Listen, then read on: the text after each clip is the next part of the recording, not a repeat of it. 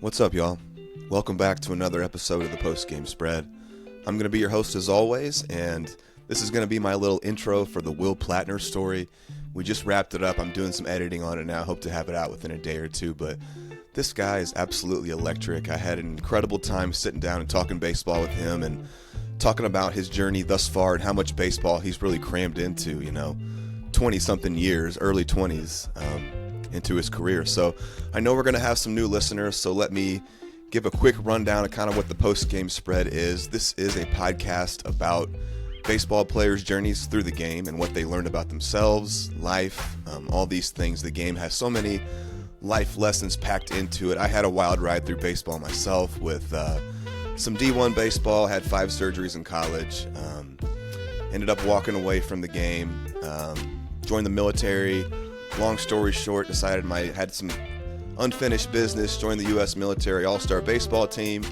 There was a reality show with Cal Ripken. There was 2 years of independent baseball, and I learned just so much about who I am. It helped shape me as a person in so many ways and showed me how to overcome and all these things that I thought, you know what, there's so many other guys like me that have been shaped by the game. So I wanted to go back and give people this opportunity to talk about what they've been through, all their experiences, and the beauty of building yourself and finding out who you are through baseball. So the Will Plattner story here, incredible. This is a Chatham High School, Chatham Glenwood guy. They got second in state in 22. He's had a really interesting career of going on to Ole Miss out of high school.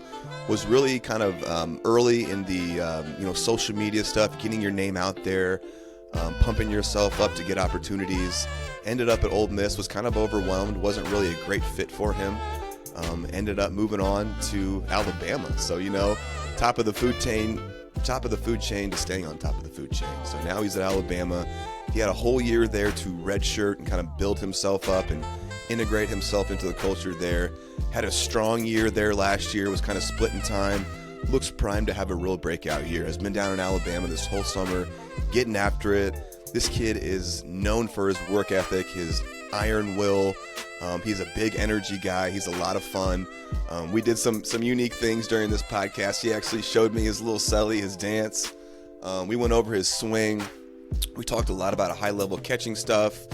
We talked about some Alabama baseball stuff, and then our normal kind of exploring his journey all the way from Little League on and kind of what each step meant to him and people in his career that he needed to give gratitude to. And it was just so fascinating to hear from people as well. We included Casey Erickson, Crook, former guest, multiple-time contributor, the head coach at Chatham Glenwood High School, former pro with the Yankees and the Pirates, SCI as well. One of my boys, Kade Snell, had an incredible career too. He contributed. He started off at Auburn as a PO, didn't work out there, went JUCO, came back to Alabama, balled out, and just got drafted in the 5th round by the Cubs, signed, sealed, and delivered. He's going to be a guest coming up here, so we appreciate him. And then last but not least here, Parker Detmers, a Chatham Glenwood guy from the famed Detmers baseball family. Dad, brothers in the show. Dad played pro ball. Parker's doing it down there at the Ville, Louisville. He's going through TJ UCL stuff right now, so he's on the comeback, but that dude's going to be a pro someday playing for Doe as well. So we heard from those 3 baseball guys, incredible, and then obviously a ton of Will. So I hope you guys are going to enjoy this. This is a journey worth remembering. This is the Will Plattner story. Appreciate y'all. And now a few words from our sponsors. We are proud to be backed by Salvaggio Steel. Salvaggio Safe is their motto. These guys have been in business building rails for over 60 years, and they've always been incredible about putting money into the sports community, into the athletic community in the greater Springfield, Central Illinois area. And I'm absolutely honored that they felt like I had enough, like we were doing something special enough to be invested in. So they do it all. I mean, you guys can go look at them for, doing precision craftsmanship in many categories, including structural, miscellaneous, ornamental iron. They're AISC certified. These guys are just the best in the business. We really appreciate them. This deal was also brokered by good friend John Chisholm, who works there as well. So we appreciate Salvaggio Steel, Salvaggio Safe. Thank you. We are also brought to you by BOS, Bank of Springfield, and Jason Knadler. The Bank of Springfield has essentially a whole baseball team over there. I'm talking guys like Jason Knadler, Justin Knadler, Timmy Ballin Wallen, Eric Weaver, Ryan Murphy, Murph Mathiot, Frank Stefano, Greg Morantz. I trust every single one of these guys to handle my money and to steer me in the right direction financially. There are 3 locations across the greater Springfield area for your convenience. Bank boldly with BOS. We really appreciate you guys. This episode is brought to you by Glisten Heating and Air. You can reach them at 217-341 or visit glistenheatingandair.com. That's GLISSON. This is owned and operated by Gibbs Gleason himself, a member of the 2000 Pleasant Plains baseball team that were state champs. That's the Dusty Bensko era, former guest. This guy's in the baseball community. He helps coach his son, who's in the local travel scene. This truly is the pros pro for HVAC in the area. I mean, this is the who's who of former pros that have used him. Let's talk about Corey Erickson, Jason Worth, Ryan Murphy, Jason Knadler, Justin Knadler, Brad Owens, Greg Morantz, Jason Washam, Eric Easley. His reviews speak for themselves. Call Glisten Heating and Air. They care about your air. We appreciate you. We are also brought to you by Hammers Radon Mitigation Solutions. You can reach them at 217-670-4292, hammersradon@gmail.com, or head on over to their website, hammersradonmitigation.com. They do exactly what you need. This is everything radon that you can think of. This is Les Hammers. This is a Springfield firefighter, a former standout football player at Jacksonville, a Truman State, and then played a little pro ball, a little arena ball himself. Since opening, Hammers Radon Mitigation Solutions have become masters of their craft. Their commitment to quality mitigation, exceptional services, and incomparable customer care keep our homeowners safe. They never stop improving and will continue to expand their offerings. Get in touch with Les today. You will not be disappointed. We really appreciate you guys. Thanks, Les. We are also brought to you by The Crafted Stag, located at 3455 Freedom Drive, 217-698-6300. Your wardrobe is about to get a lot more interesting. The Crafted Stag Supply is Springfield's newest and most exciting destination for discerning gentlemen seeking quality clothing, accessories, and lifestyle goods. Nestled in the heart of Parkway Point shopping area, we offer a unique and one-of-a-kind shopping experience featuring barber services, bar refreshments, entertainment, and more. Guys, I can't tell you how excited I am to be partnering with Crafted Stag. This is Grant Hammer, of course, great family friend. Actually, my first ever organized baseball was sponsored by his dad. We were the Hammer Slammers, and I'm very close with his younger brother, Jordan. Jordan did the logo for the post-game spread. Grant is a great guy. What he's doing out there, the Crafted Stag, is unique. It is tailored for, great clothing, a great experience. It's for men. I love what he's doing. Couldn't be happier to be a part of this. Go see the Crafted Stag for all your needs that I just mentioned. Barber services, bar refreshments, the greatest clothes, entertainment. I know Grant is always out there seeking better styles, looking for new things. So stay up with this guy. He's incredible. Go see the Crafted Stag. We appreciate you. All right, guys. Welcome back to another episode of the Post Game Spread. I'm going to be your host, as always, Blake Helm. Sitting across from me right now is Will Plattner. I'm really excited about this story. I want to say I reached out to Will early June and just wanted to see if he had any interest in doing this, and very enthusiastic about coming on, so I was excited about that, and it kind of fulfills a whole lot of things for this podcast. The whole premise of this podcast essentially is a journey worth remembering. And I go back and I talk to guys about their baseball careers, what they learned along the way about themselves, about life. I had a very wild ride through baseball myself with injuries and D1 baseball and a reality show and military and indie ball and all kinds of stuff. And I thought I learned so much about myself during this time that I wanted to help other people have a very similar experience. So I reach out to people that I think have interesting stories, and right now it's going to be the Will Plattner time. So let me go through kind of what I do to start with. I'm going to run through his accolades right now, and then we'll talk about who we talked to and why this is interesting and whatnot. But 2022 grad of Chatham Glenwood? Yep. Yeah, 22 grad of Chatham Glenwood, where you were all state. They got second in state his senior year. Multiple time all conference, prep baseball reports, fourth ranked catcher in the state of Illinois high school. You started your college career at Ole Miss before hitting the portal and ending up at Alabama, where you started 26 games last year, dealing with some injuries. You've played in the Prospect League for the Sliders, the Albany Dutchmen of the Perfect Game Collegiate League, and the Kenosha Kingfish of the Northwoods League. And then you've been down in Alabama Heat getting this body ready for this next coming up year, which I think you are primed to have a big season. And kind of the heart of what this podcast is I usually go back and I talk with people from a guest background, his coaches, friends, people like that. So I chose a couple people that I thought would be interesting to talk to for this one.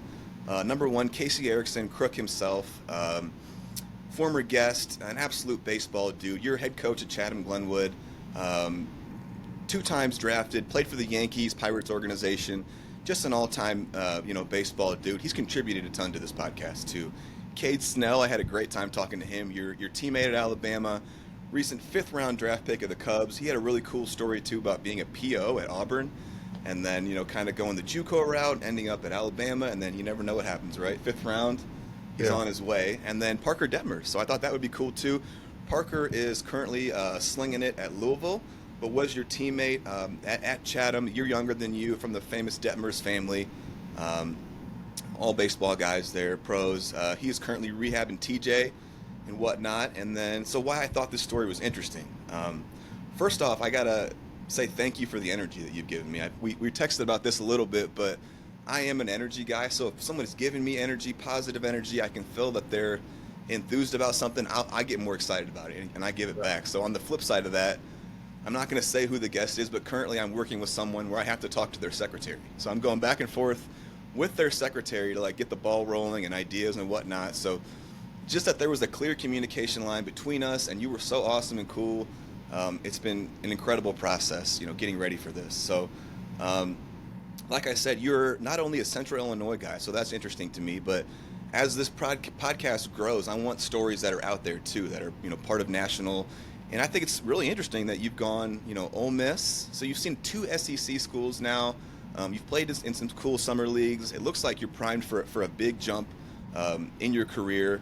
And like I said, energy off the charts. So anyway, man, that's probably enough about what I'm talking about here. How we doing, my man? What's up? Yeah, I'm doing awesome.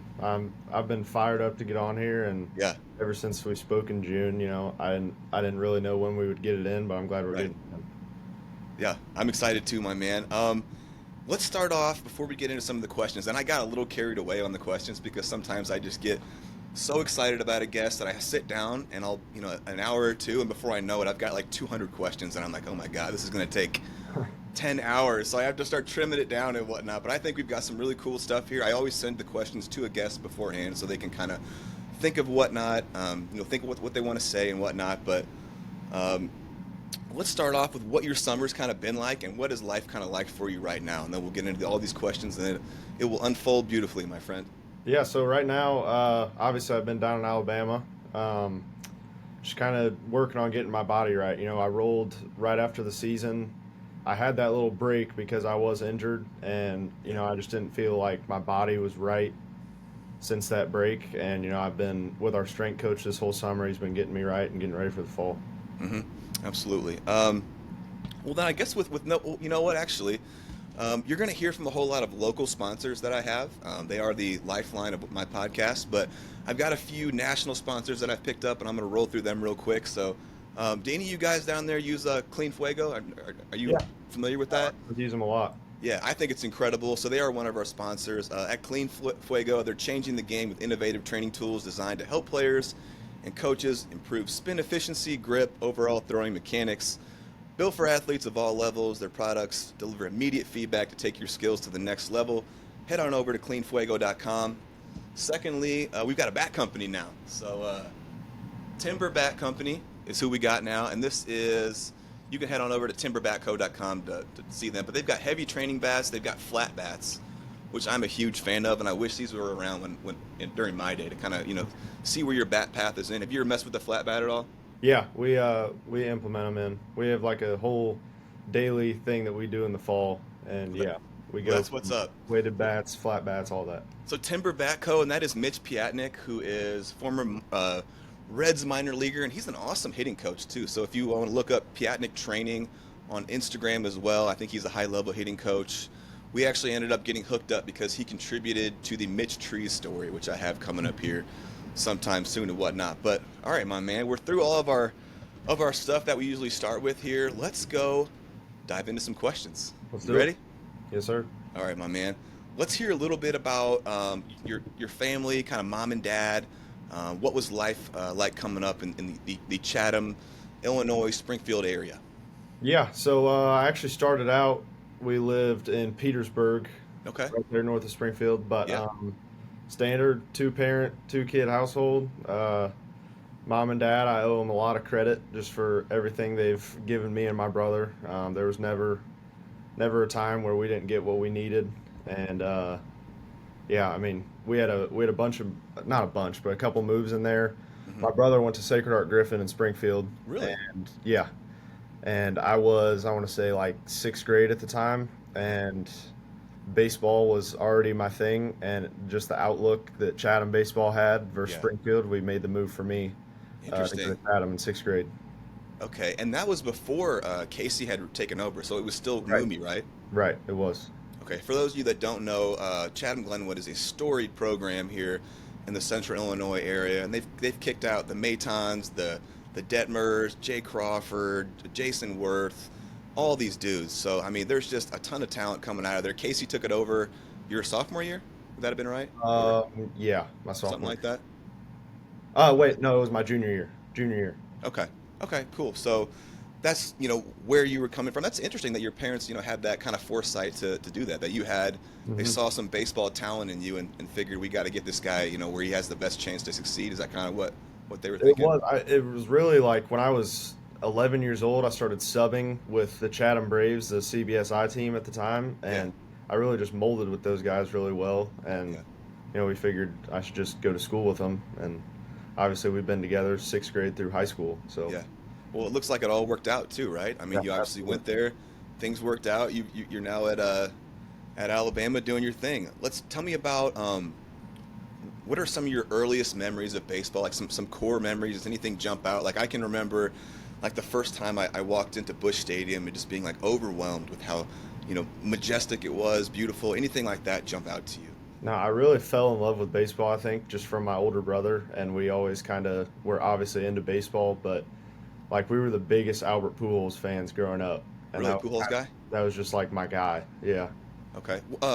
What's your brother's name? Did he play ball too? John Plattner. Yeah, he played.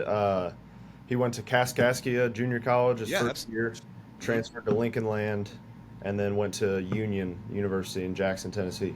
That name sounds familiar for sure. You might have just answered it then, but I always ask this question to guests. Is that kind of when you felt like the game grabbed you, when you fell in love with it, or do you have anything else you'd like to add to that? Yeah. I mean, I keep saying my brother, but that like my brother's my best friend. Like we've been sports kids like our whole life, and just seeing him play baseball. Yeah. I actually subbed with his team a couple times. I'm Really? like 5 years younger than him, but yeah, it just like I was always around it. Yeah. My dad played at Lincoln Land and USF, South Hmm. Florida, Yeah. and it was baseball's always just been in my DNA. Well, that's a perfect. I got that question here coming up, but actually, let's just go ahead and ask that then. So, it was two questions later. It was, are athletic genes in your family? Let's talk about them. So, if you got anything more to expand on, what you Yeah. got? So like I already said, my dad played ball. My aunt played volleyball at Florida State, Oh, okay. and I'm trying to think here.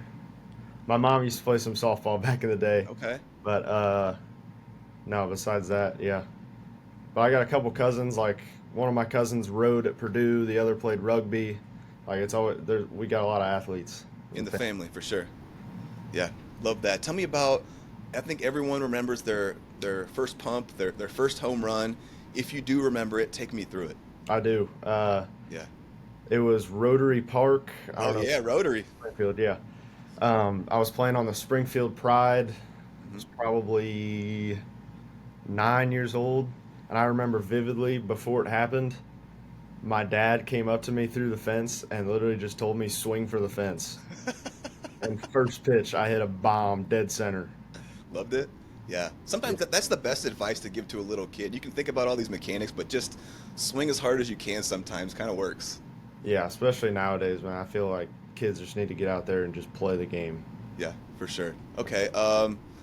Pro ball, has that been something that's been a goal of yours? Is that on your radar? If yes, was it from a young age? Do you have any thoughts there? Yeah, pro ball has kind of always been on the radar. Like, obviously, that's the dream. Like, Yeah, that is my number one priority is to play pro ball.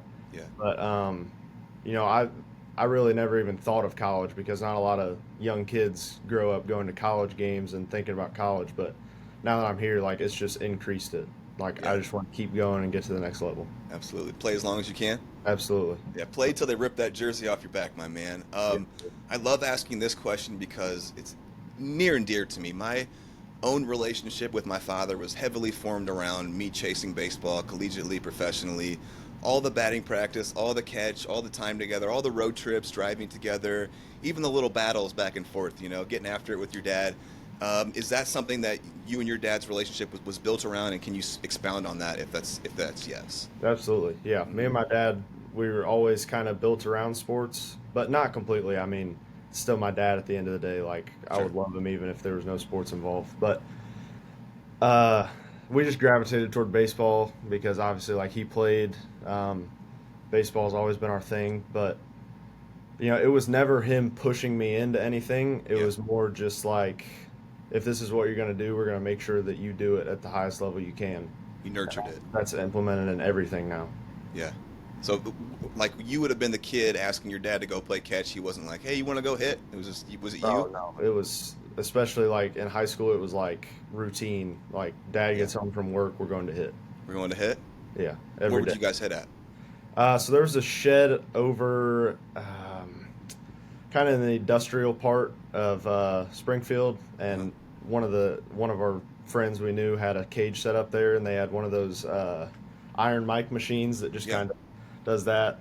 My dad would come with me every single day, flip to me, feed me off the tee, and it was really just a good bonding time. Like we spent a lot of time in there, and obviously it really helped out. Which that that wasn't the Lance's place, was it? It's the Lance's place. Was it? Yep. Oh yeah, I hit there myself back in the day when I was playing. Ryan Aper and I would go there all the time to hit and throw, and then we would always see Justin and Mitch Trees coming and going, and there's a lot of baseball dudes that have been through that place, There's a lot of good right? baseball that's been through there. Shout out to the Lance family for opening their doors to some people from time to time, right? Absolutely. Shout out Yeah. to Okay. Tell me about Little League. Who did you play for? Do any memories kind of stand out for you there?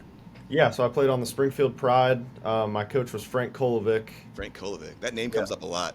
Yeah, so Yeah. no, I don't remember too much about it. I guess it's just been so long, but like it set the foundation for me. I fell in love with baseball at that time, and the rest is history. Yeah.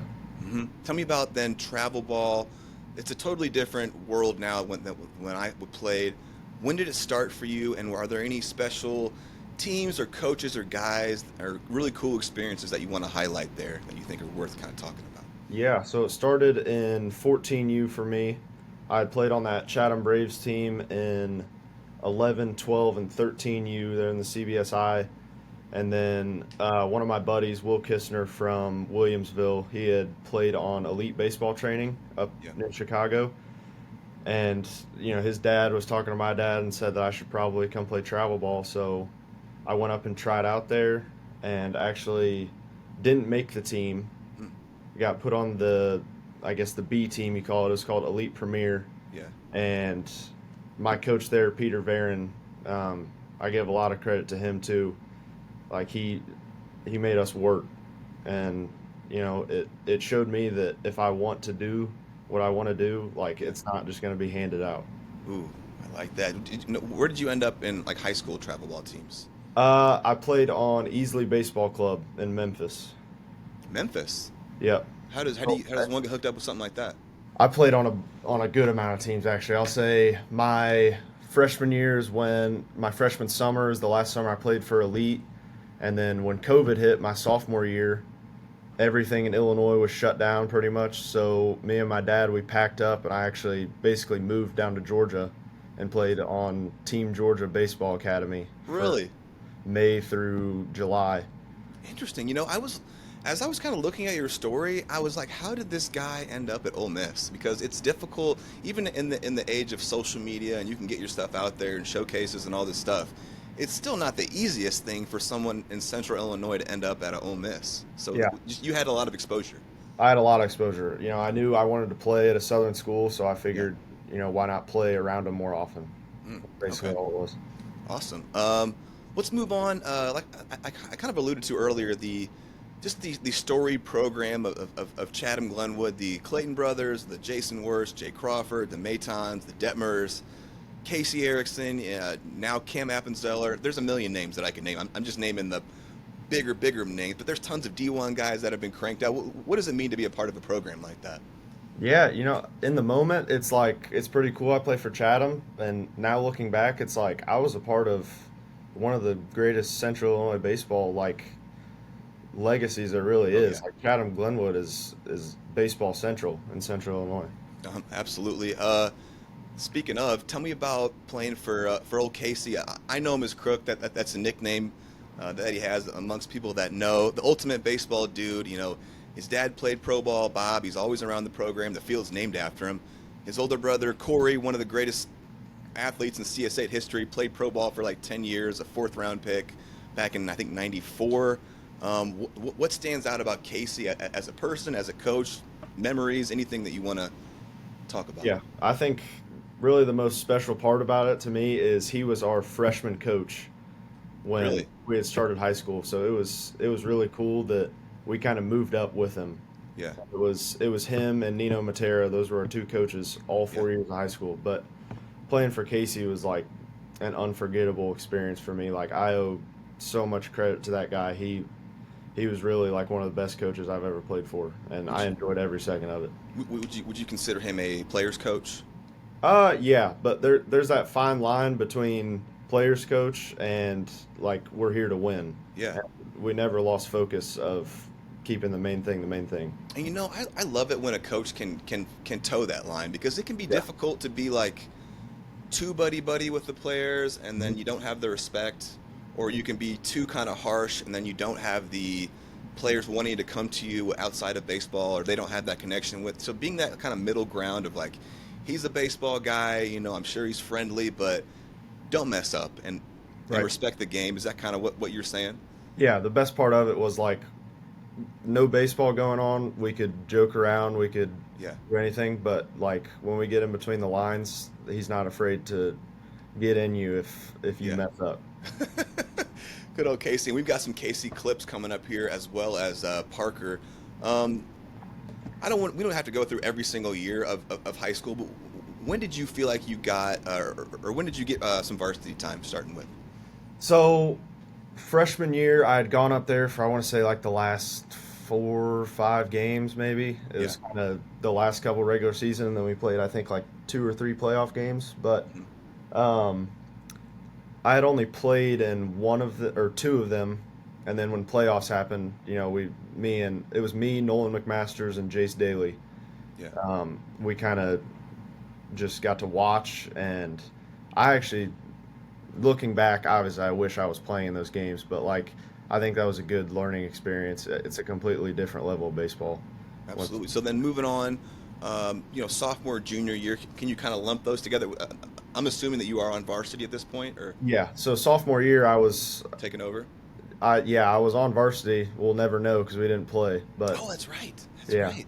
No, Okay. that was a really big punch in the gut because I kind of felt like that was my year, and that's kind of at that point when people are getting recruited. Yeah. I'm getting emails, I'm like talking to coaches, and then boom. Who are you hearing from at this point? Well, I have to pull them up, but I had been talking to Illinois. I'd gotten emails from Florida State, Clemson, and I was talking to JUCOs around here, but just is a big punch in the gut. That's crazy. Well, losing a year is crazy, and also just how things are so different. Like I can think back to like 15, even 10 years ago. Like Ryan Aper was the junior college player of the year at Lincoln Land, Hmm. and he signed with Middle Tennessee. Justin Knadler, junior college player of the year in 2000. He went to Miami of Ohio, and no knock to either of those programs, but how do they not end up at like a Power Five or I mean it goes to show you how different recruiting is and getting your name out and being seen is than Yeah, it it's is now, crazy. And right? they both had unreal stat lines. It wasn't Yeah, like they just won it because it was a down year. Like they were yeah, the two best nuts. players. Yeah, well, that's awesome now that someone talented like you can be picked up by an Ole Miss or can be looked at by all these teams and whatnot. Casey actually mentioned, and this maybe is a question for later, but Casey mentioned that you were really hustling too with like social media and stuff like that and video. Is that kind of accurate, or do you have Yeah, any thoughts on that? when COVID had happened, there was that, I guess, order that they couldn't come watch, and I don't remember when it got lifted, but it had to Uh-huh. be at least a year and a half after. So from then it was like, okay, well, I talked to people, I talked to my travel ball coaches. They're like, just crank out videos, man. Like, Yeah. send them to us if you want. We got connections. But from then on, I pretty much videoed everything I did, and a lot of people always looked at it weird and were like, "What is this kid trying to do?" But like, I had a plan, Yeah. and a lot of people didn't understand it. And to be honest, like, I didn't need them to understand it. Oh, Like, it's just man. what I was gonna do You because were on a mission. You didn't care what everyone else was saying or like absolutely. so you were getting a little bit of hate of like, oh, he's trying to do too much or he's putting himself out there or just me or is that how Yeah, am I a hearing little that bit. But right? Or it started even earlier than that. Like when I left the Chatham Braves team, there was a little beef there because they're like I think I'm better than yeah. Chatham, stuff like that. But like it's never been like that. Yeah. And I just had a dream that I'm chasing and I want to get to it. And I'm not hurting feelings doing it, but I'm focused on getting to where I want to go. I love how you put that, my friend. So let's move on to kind of junior, senior year. Obviously, senior year being a big year for you, all state. You guys get second in state. What are some of your best memories from then? Yeah, just the brotherhood. I Yeah, mean, like I said earlier, like we had been together sixth grade through senior year, yeah, and by that time, like everyone's strength, everyone's yeah. flaw, everyone's like tell if something's not right, and it was just like every time we played, it just felt like everything was clicking, and it's really really rare, especially like being in college now and you get new guys every year. Like Hmm. your high school team, I was closest with those guys. Talk to me then. Who were some of the dudes on that team that you feel like were, key contributors, big time guys? Yeah, obviously Parker. Parker had been unreal from the day he picked up a baseball. Like I Yeah. remember watching him when we were playing on Chatham and he was playing on the younger Braves team. He's throwing like 80 miles per hour from 50 feet in their little league games. But no, That's I mean, funny because he has a story about you in eighth grade too. So I thought that was interesting. So not we'll, really. we'll, we'll do that here in a sec. Yeah. No, but like to be honest, I'll just say this. I've told a bunch of people this. I don't even feel like I was the best player on my high school team. Really? No, Nolan McMasters was unbelievable in high Yeah. school. Where's he at now? He goes to U of I. Okay. Yeah. Wait, playing He ball? No, he played at Lincoln Land. He had gotten some shoulder injury Hmm. and surgery on it, and it just never clicked, and he just really couldn't throw. So Okay. it was just tough. But Well, okay. Then tell me about your recruiting process. Then how did that, or yeah, when did you sign, or who all were you talking to? Yeah. so I went to what the Jupiter tournament is, that World Wood Bat Yeah. down in Florida. I went to that my sophomore, or I guess my junior fall, and then I'd gone my senior fall. Junior fall, they still couldn't come recruit, so it was kind of just another tournament. But senior Yeah. fall, I was talking to a bunch of people going into it, a lot of D1 schools. Oh, sorry. Um, Went and had a great tournament. I think I hit maybe 400 in the tournament, something like that. Versus Yeah. like obviously the best competition in the country, and still like nobody wanted to pull the trigger. I don't really know why. I guess they just hadn't seen me enough. Yeah. But ended up signing with Wabash Valley after that. Right. Uh, And then for those of you that don't know, Wabash Valley is super super high level JUCO. They absolutely crank out guys like yeah. pros, D1 guys. Like that is a place to go to. And I'm not knocking on Wabash Valley. Like I was excited to go to Wabash Valley. Sure. Like that, I saw that as like I'm going somewhere. Yeah. But anyway, so go through the year, senior year happens, play pretty good. Go into summer, and the coach at the time, Rob Fournier, he had taken a job at Western Kentucky, Hmm. so it was going to be a new head coach. I had talked to him a couple times, but I wasn't really as close with him, so I was just like, hey, there's no rush here. I'm just going to pump the brakes. Like, I want to see what's open. And then the day I decommit from Wabash Valley, like, I get phone calls from Texas A&M and Ole Miss, and I'm Oh. like, Ooh. Like, what is going on? Now, was that what was in your heart the whole time? You wanted to go big time D1 Southern? If it was the right fit, yeah. Okay. But at the time, like, it really showed me when I got there. But I was like, I think I can go to SEC school right now. Yeah. But I feel like if I went to JUCO, it would be easier to transition. But Yeah. like, if I'm going there, why not just go immediately and develop there? Yeah. And then I went into it. through private conversations, I hope you don't mind me revealing this, but you said that you kind of figured out that you probably weren't as ready Yeah, to be at a big time SEC D1 as you thought you might yeah. have been. No, yeah. So I went to Ole Miss, and that fall I had a pretty good fall offensively, but like I never realized really the defensive side. Like I had caught Parker. Parker was 90, 92, but Right. like these guys were throwing 93, 96. We had a couple Filthy. people up to 99. And it's With just like, crazy shape and run and all kinds of stuff. I was like, I got work to do. I got a lot of work to do. So you were getting ate up on the catching side. A little bit, yeah. It was Okay. more just like nerves. Like I'm a Sure. freshman going into my first fall, Yeah. and a lot of it is me trying to, I guess, cover up my weaknesses by doing too much Ah, okay. and just doing too much. That's all it is. Doing too much. All right, let's go. Let's run through some Casey, some crook clips here, and then we'll kind of riff off them. If you have anything to say, just chime in. Otherwise, I'm just gonna run through some of these. Okay. All right, sounds All good. right. We'll start off with Casey, the recruiting process. Here we go. Do you recall his recruiting process, teams that were reaching out, how he handled that? Yeah, I mean he committed to Wabash Valley, big time JUCO. Yeah. I thought that was a great. I mean, I thought JUCO was the best route for him. And when I heard Wabash, I was like, wow, that's a big time JUCO. Yeah. Like you got something going. And then things just kind of just totally pivoted on that. He's been through it all, man. I mean, coaches leaving, changing schools. I mean, he's done to get where he's at now. He's been through a lot. A lot that most kids aren't willing to sacrifice and aren't willing to go through to get to where he's at today. Ooh.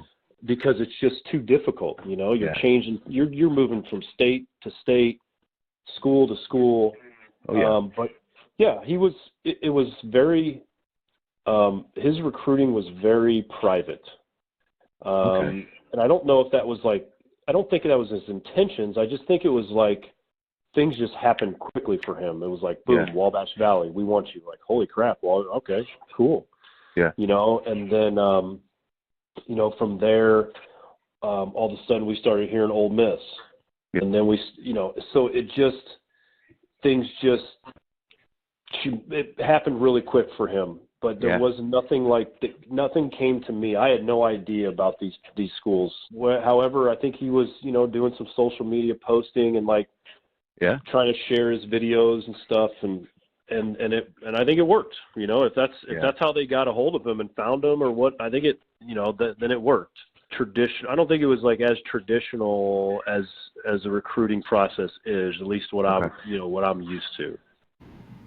Kind of fascinating hearing all that and talking about it being kind of unconventional, how you did things, and you've been through all these different things, and you've kind of talked to us about how you were moving all over the country trying to get exposed, and you were selling yourself. Like I can remember when I was playing indie ball and I got released, and I was desperate to find a team, contacting everyone that I possibly could, sending videos, calling, just being relentless. And sometimes that's kind of what you have to do to get yourself out there. So, you got anything? You have any comments on that? No, I mean, I'll just put it all out there. Like it gets deeper than that. Like after high school, my parents moved to Texas. Mm-hmm. That's where my brother had moved after college, and I guess they just kind of wanted to be closer to him. Just wanted to get out of Illinois because we've been here pretty much our whole life. But Illinois is where I was born, where I was raised. Like the facilities are here, everything I know is here, the weight room, everything. Yeah. I've been to Texas maybe 4 times. I would stay with a buddy in Illinois over Christmas break. Yeah. My freshman Christmas break, actually, my mom had helped me get a duplex so that I could stay in by myself over Christmas break. Really? I needed to be where I can get better. Oh. And he said a lot about sacrifice, and that it's what it takes, especially what it took for me. Ooh, I like that one, man. That's beautiful. Let's go to the next one. As a leader. Do you have anything on him being a leader, intangibles like that? He's just not afraid to be vocal, and some guys are. Some kids, they're leaders, but they don't like talking. They don't like, they're afraid to put guys in their place, or they're afraid to challenge guys. Yeah. I don't, and I don't know what Will's been like since he's been to college. Things change. I get that. You're an 18-year-old kid. You're around 21, 22-year-olds. You might want to keep your mouth shut. Yeah. But in high school, not afraid to call somebody out, not afraid to tell somebody needs to do better, not afraid to tell somebody you're not working hard enough. Yeah. He didn't like being around guys like that who weren't on his level as far as work ethic. Oh. And Casey is going to multiple times speak to your work ethic. Everyone that I spoke to talked deeply about your work ethic, and that is near and dear to my heart, dude. I'm an effort guy too, a work ethic guy. What's it like hearing that from Casey there? Anything? It's great. I love hearing that, but like hearing it doesn't make anything happen for you. You know what I mean? Like I love hearing that people know that I work hard, but they don't know the half of really what goes into it. Like I know what I need to do, and I think that's a good thing to know. Yeah. What you need to get better at, and like I attack it. Like that is my one goal. I chase perfection, and obviously in baseball you're never going to get perfection, but there's nothing wrong with chasing it. Give me chills, my man. I love that. I can tell you're on a mission. Next one is called Absolutely. You kind of touched on it a little bit, but tell me about his work ethic. It seems like you got some things to say there. Yeah, if I compare myself and my work ethic to this young man's work ethic in high school, it's night and day. All right, he'd put me to shame. The kid works extremely hard. He's in the weight room in the morning at 6 a.m. Yeah, he's in the cage at 9 p.m. at night, and he's thinking baseball, everything in between. He loves the game, and he's willing to put everything he can towards it. I'd imagine he's going to play for as long as he can because he's that passionate about it. But yeah, work ethic second to none. He puts in the effort. He puts in the work. Nobody's going to outwork him. I love that. Would you say he's one of the hardest workers that you've ever had? Absolutely. Yep. Oh, love it. Love hearing stuff like that. You got anything? Keep going? No, not really. Okay. All right. Next one is called Fight He Will. When you first kind of got eyes on him or seeing him, did you think this was the type of guy that was going to be a big-time D1 recruit that was going to head off to the SEC? Did you see that kind of in his future? I saw a kid who worked harder than everybody else around him. Ooh. I saw a kid who played with a different energy, a different passion. Yeah. There early, stay late. I knew he was going to be able to play pretty much wherever he wanted to because he's just that type of kid. Like he's going to set a goal and he's going to go get it, and that's exactly what he did. He wanted to play big time baseball in college, and he's getting his opportunity. I know he doesn't have as much playing time as he would like to, in his career, but he's playing some big time schools, man. It's pretty impressive. So it looks like he's actually primed in this next year to be, if not the guy, fighting for that spot at Alabama. So well, and fight he will fight. Yeah, he will battle. Sure. So love that. You got anything?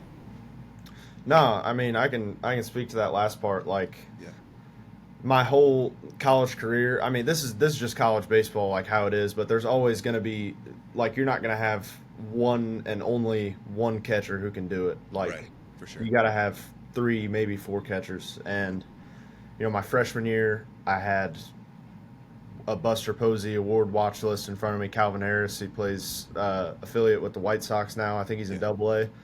And my sophomore year, I had Matt Gassetti in front of me, who is with the Braves right now. I think he's either in High A or Double-A too. But, like, those guys kind of – like, I love taking pieces from different players and implementing into me. Those are 2 of the best catchers I've ever played with. I love like that. There's a lot of stuff that you can get just from learning. Your eyes were open. Yeah, absolutely. Yeah, eyes and ears open. I love that. That totally speaks to who I think you, as I'm getting a feel for who you are and hearing these guys talk about you, that so fits in line with everything. So Love that. Next one is offensively, Will. And he's a good bat. I mean, he can swing it. Yeah. Tell me about that. Offensively. Yeah. Just to me, just a great lower half. Great base. Very, very seldom did he, take an off-balance swing. All the swings were compact and hands inside the baseball. Just hit the ball really well to the right center. Had good oppo power. Yeah, I mean, the kid was a good hitter, man. A great zone. All catchers do. So he had a great feel for the zone. He was mostly aggressive, as far as I remember. He was pretty aggressive. Loved to swing early in the count. And battled when he needed to with 2 strikes, When he didn't have very many defensive at bats, but when he did, he would battle, and he would battle until a pitcher made a mistake, and then he'd make a pay for it. Okay, moving on. More on you as a catcher here. Here we go. Just a leader, just a leader on the field. Worked really well with the pitchers, just always had the pitchers under control, and I didn't have to ask him to call time and go talk to him. He kind of just had he had those feelings going. He kind of knew when the right time was to do stuff like that. But yeah, great at receiving the ball, blocks very well, especially his senior year. I mean, he was so good back there behind the plate his senior year. Good arm, accurate thrower, and he was Well, let me ask you this. Did you have the freedom to call pitches in high school, or was Casey calling those, or was there a combination, or how'd that go? No, I did in high school. Yeah. Beautiful. That is quite the nod, because I know that is kind of the thing these days is, coaches calling the games and taking it out of the catcher's hands. There's pitch comm in college and whatnot, but that Casey, an all-time baseball guy who was more than capable of calling a game, obviously, put it in your hands, I think says a lot about you and how he thought about you. Cool. All right. Great personality, and then we're going to finish on a funny one that it's coming. Here we go. Will's an exciting dude to be around.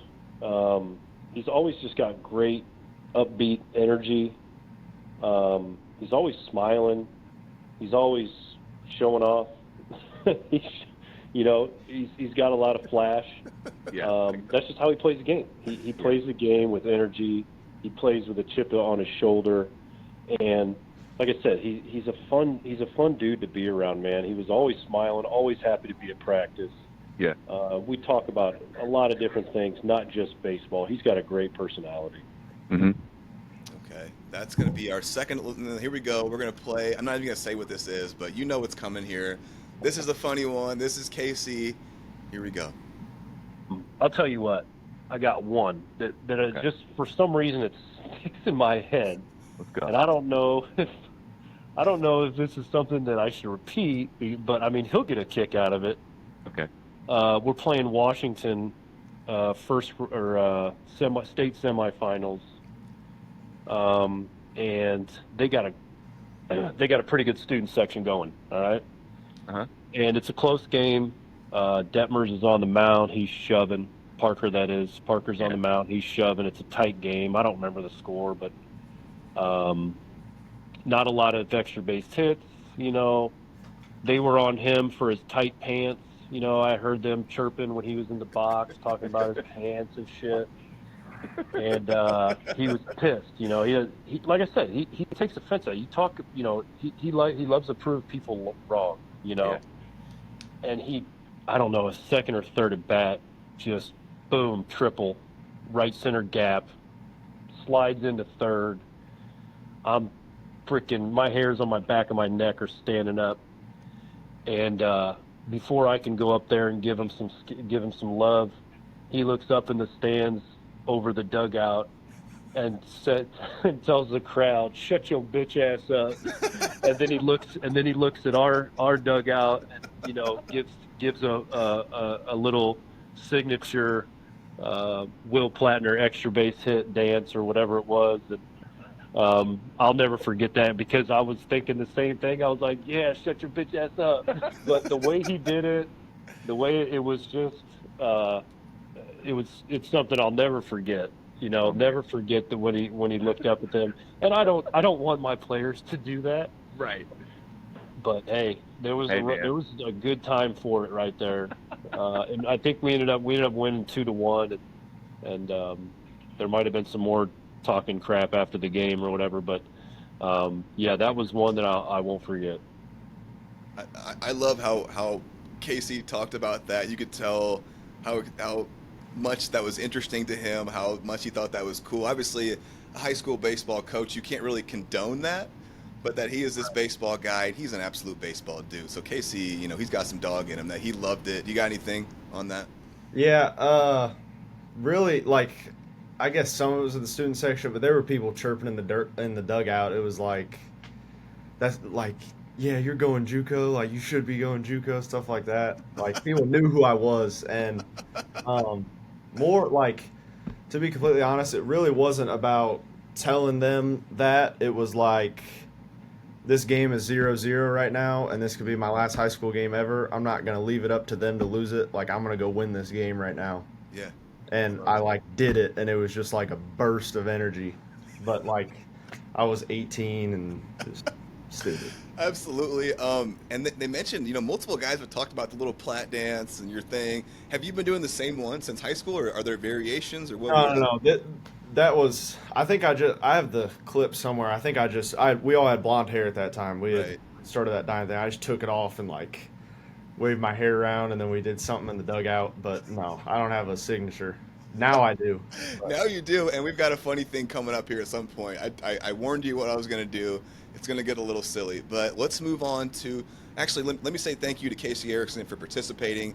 He's participated in like half my episodes now. He's an absolute baseball guy. Love that dude. Let's move on to Parker Detmers here. Like I said, from the Detmers family, all baseball pros. Reed's in the show. Dad played. Parker's rehabbing his UCL, had TJ at Louisville. So let's just start with, I mentioned that he had a story about you in 8th grade. So let's just roll there. You ready to start? Let's do it. Parker Detmers, here we go. Oh, man, I'm going to try and think. I mean, I think Coach Erickson hit perfectly with the state one, but like a cool story was, I think it would have been his 8th grade year. I was playing up middle school. I was in 7th grade, and we're playing the very first game of state, and like it was a very intense last like couple innings. Like we're down a couple runs. Yeah. Then like we come back in like the 6th inning. I don't know if we go to extras, but it was like 5th or 6th inning. We come back, and he hits a walk-off home run. I'm like, and it was opposite field, just nuke. I'm like, okay. What the? Like he's in 8th grade. I was like, what? It was insane. I mean, ever since then, I was like, all right, he has a little bit of potential to be something pretty good. Then, yeah. I don't know why this one tickled me so much, but I love that there's this dude. So you're obviously at Alabama and he's at Louisville, two of the, upper echelon Division I schools, and he has this story from 8th grade that he wants to tell about you. I love that. I think that's awesome. That is one of the beautiful things about baseball. You got anything there? No, okay. I remember that like it was yesterday though. Like just sticks out? Yeah, it was awesome. Right. Let's go one of those guys. Here we go, Parker. Yeah, he's a huge personality, and that's kind of like why I like him, because like he just draws you near him. Like, yeah, he's one of those people like you want to have on your team because you love him, he'll fight for you. But if you're playing against him, you're gonna absolutely hate him to death. Okay, next one. First real catcher I had. Man, tell me about him as a catcher. What stood out there? What was loud? What was he good at? Yeah. So I feel like Platt, he was the very first catcher that I actually had that was like a really good catcher. Like he was vocal, he was able to frame, call pitches. I mean, me and him, we had our little struggles a little bit. Like we butted heads for a little bit, but after like one outing in Edwardsville, my junior year, we're dominating. Then things just go south very fast. I'm like, and then we talked the next day. We're like, all right, we got to change things up. And ever since that outing, me and him were on page about everything. Okay. And like like he was just like he picked up things. So I was like, oh, this is awesome. Like he like read my head on what we're gonna do, which is like a pitcher's dream. Yeah, absolutely. I love that. And like he's very vocal, as we've already said. Like he doesn't care what people think about him. He just wants to go out there and just show what he can do and just dominate. So, love that. Yeah. Okay. Unless you have anything, I'm gonna keep going here. No, go ahead. All right. Work ethic, Parker Detmer. Thoughts on his work ethic?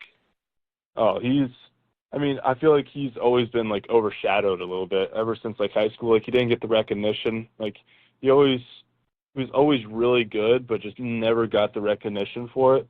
But he works his ass off. There we go. That is one thing I can say about him. He is going to work his ass off, and he doesn't care. Like he's going to do what he needs to do to become better, and like he just goes out there, gives everything 100%. Love that. Casey said he's one of the hardest workers he's ever had, so he absolutely. Okay, work ethic keeps coming up over and over. Everyone says you're the hardest worker. You're the hardest worker. Where does this come from, man? Is this in you? Is this mom and dad? Was there a moment when something clicked when you were younger, like, oh, the more work I put in, the better I get? Or take me through it if you got anything. Yeah, I have trouble I guess it really started when I got in the weight room. I had worked out with some guy named Titus Florence. He was kind of my first trainer, I guess you call it. But that was when I was growing up, like I was out of shape, like too big to run the ball in youth football. Really? But like I always was a good athlete on top of that though, so it was just kind of putting those two together. Okay. And once I got in the weight room and I saw results and figured out that like this helps me. Yeah. Like it's just I find something new to do every day. I want to be the best. I want to be the best on the field like all the time. That's where my work ethic comes from. And a lot of the times you're not going to get that, and that's what keeps you hungry. Because you go out versus Tennessee on a Friday night, like you're not the best player on the field usually. Right. Yeah, for sure. But, yeah. Well said, man. I love that. So this is just a fire that doesn't sound like it's going out. It seems like it's just building. You got it in you. It's building. I love this, man. All right, cool. Let's go. This is when we're doing it. Oh, this is an awesome clip. I love this one. Do you have any thoughts about him as a leader? He is. I mean, we work out in the off season together. Like me, him, and one of our other friends that plays at Memphis, Eli Curtis. Yeah. We have a group chat of us, and like we have like we talk every single day when we're gonna work out, and he's like, "All right, this is when we're doing it. This is where we're working out, or going to the wood. This is when we're working out." Like he sets it set in stone. He's like, "This is when we're doing it." Yeah. It's like, all right. Let's do it. So you're leading the workouts? A little bit. They all have their own programs, but like we love to be in there at the same time. For sure. All right, next one. He could do everything. What do you remember about him offensively? Did you like his swing? Anything there? Offensively, I mean, in high school, I feel like he had more power towards the gaps, and he would hit a home run every now and then. But he was just like a kind of like a complete hitter in high school. Like he could do everything. Like if you needed a hit out of him, he would get a hit. If you needed a big hit, he'll get the big hit for you. So I mean, he was fun to watch in high school. We had a very fun group that year. For sure. He was one of our leaders, so it was very fun to watch. Okay, next one, that energy. Here we go.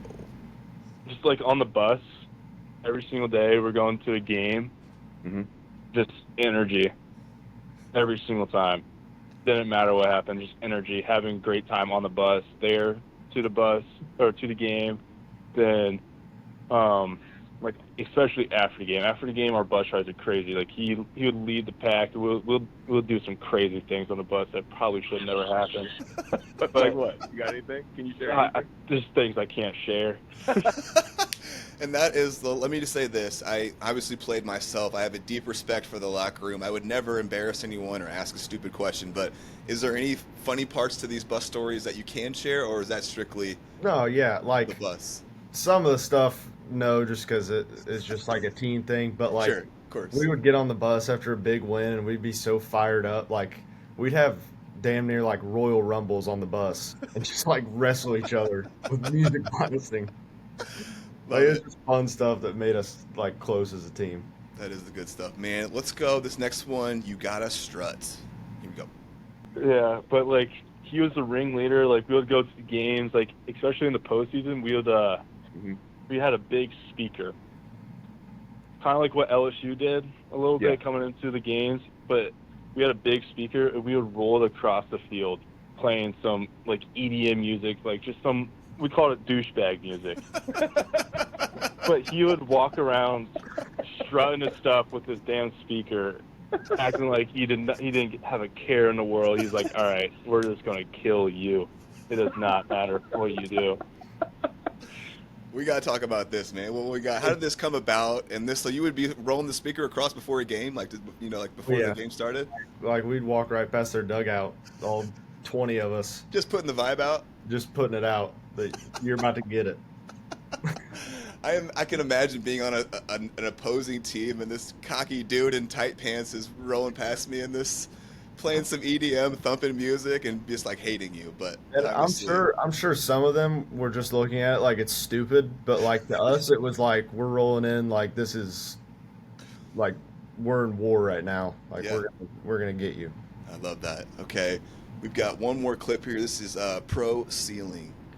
Do you think he has the ceiling to play pro ball, or what do you think? How do you see his career going from here? I definitely see him being able to play pro ball. Just the way he works and the relentlessness he has and the confidence he has in himself. Yeah. Just go out there and be like, all right, who cares? I'm just going to do my thing. Yeah. And I don't care what anyone thinks. I definitely think that he has a chance to do it.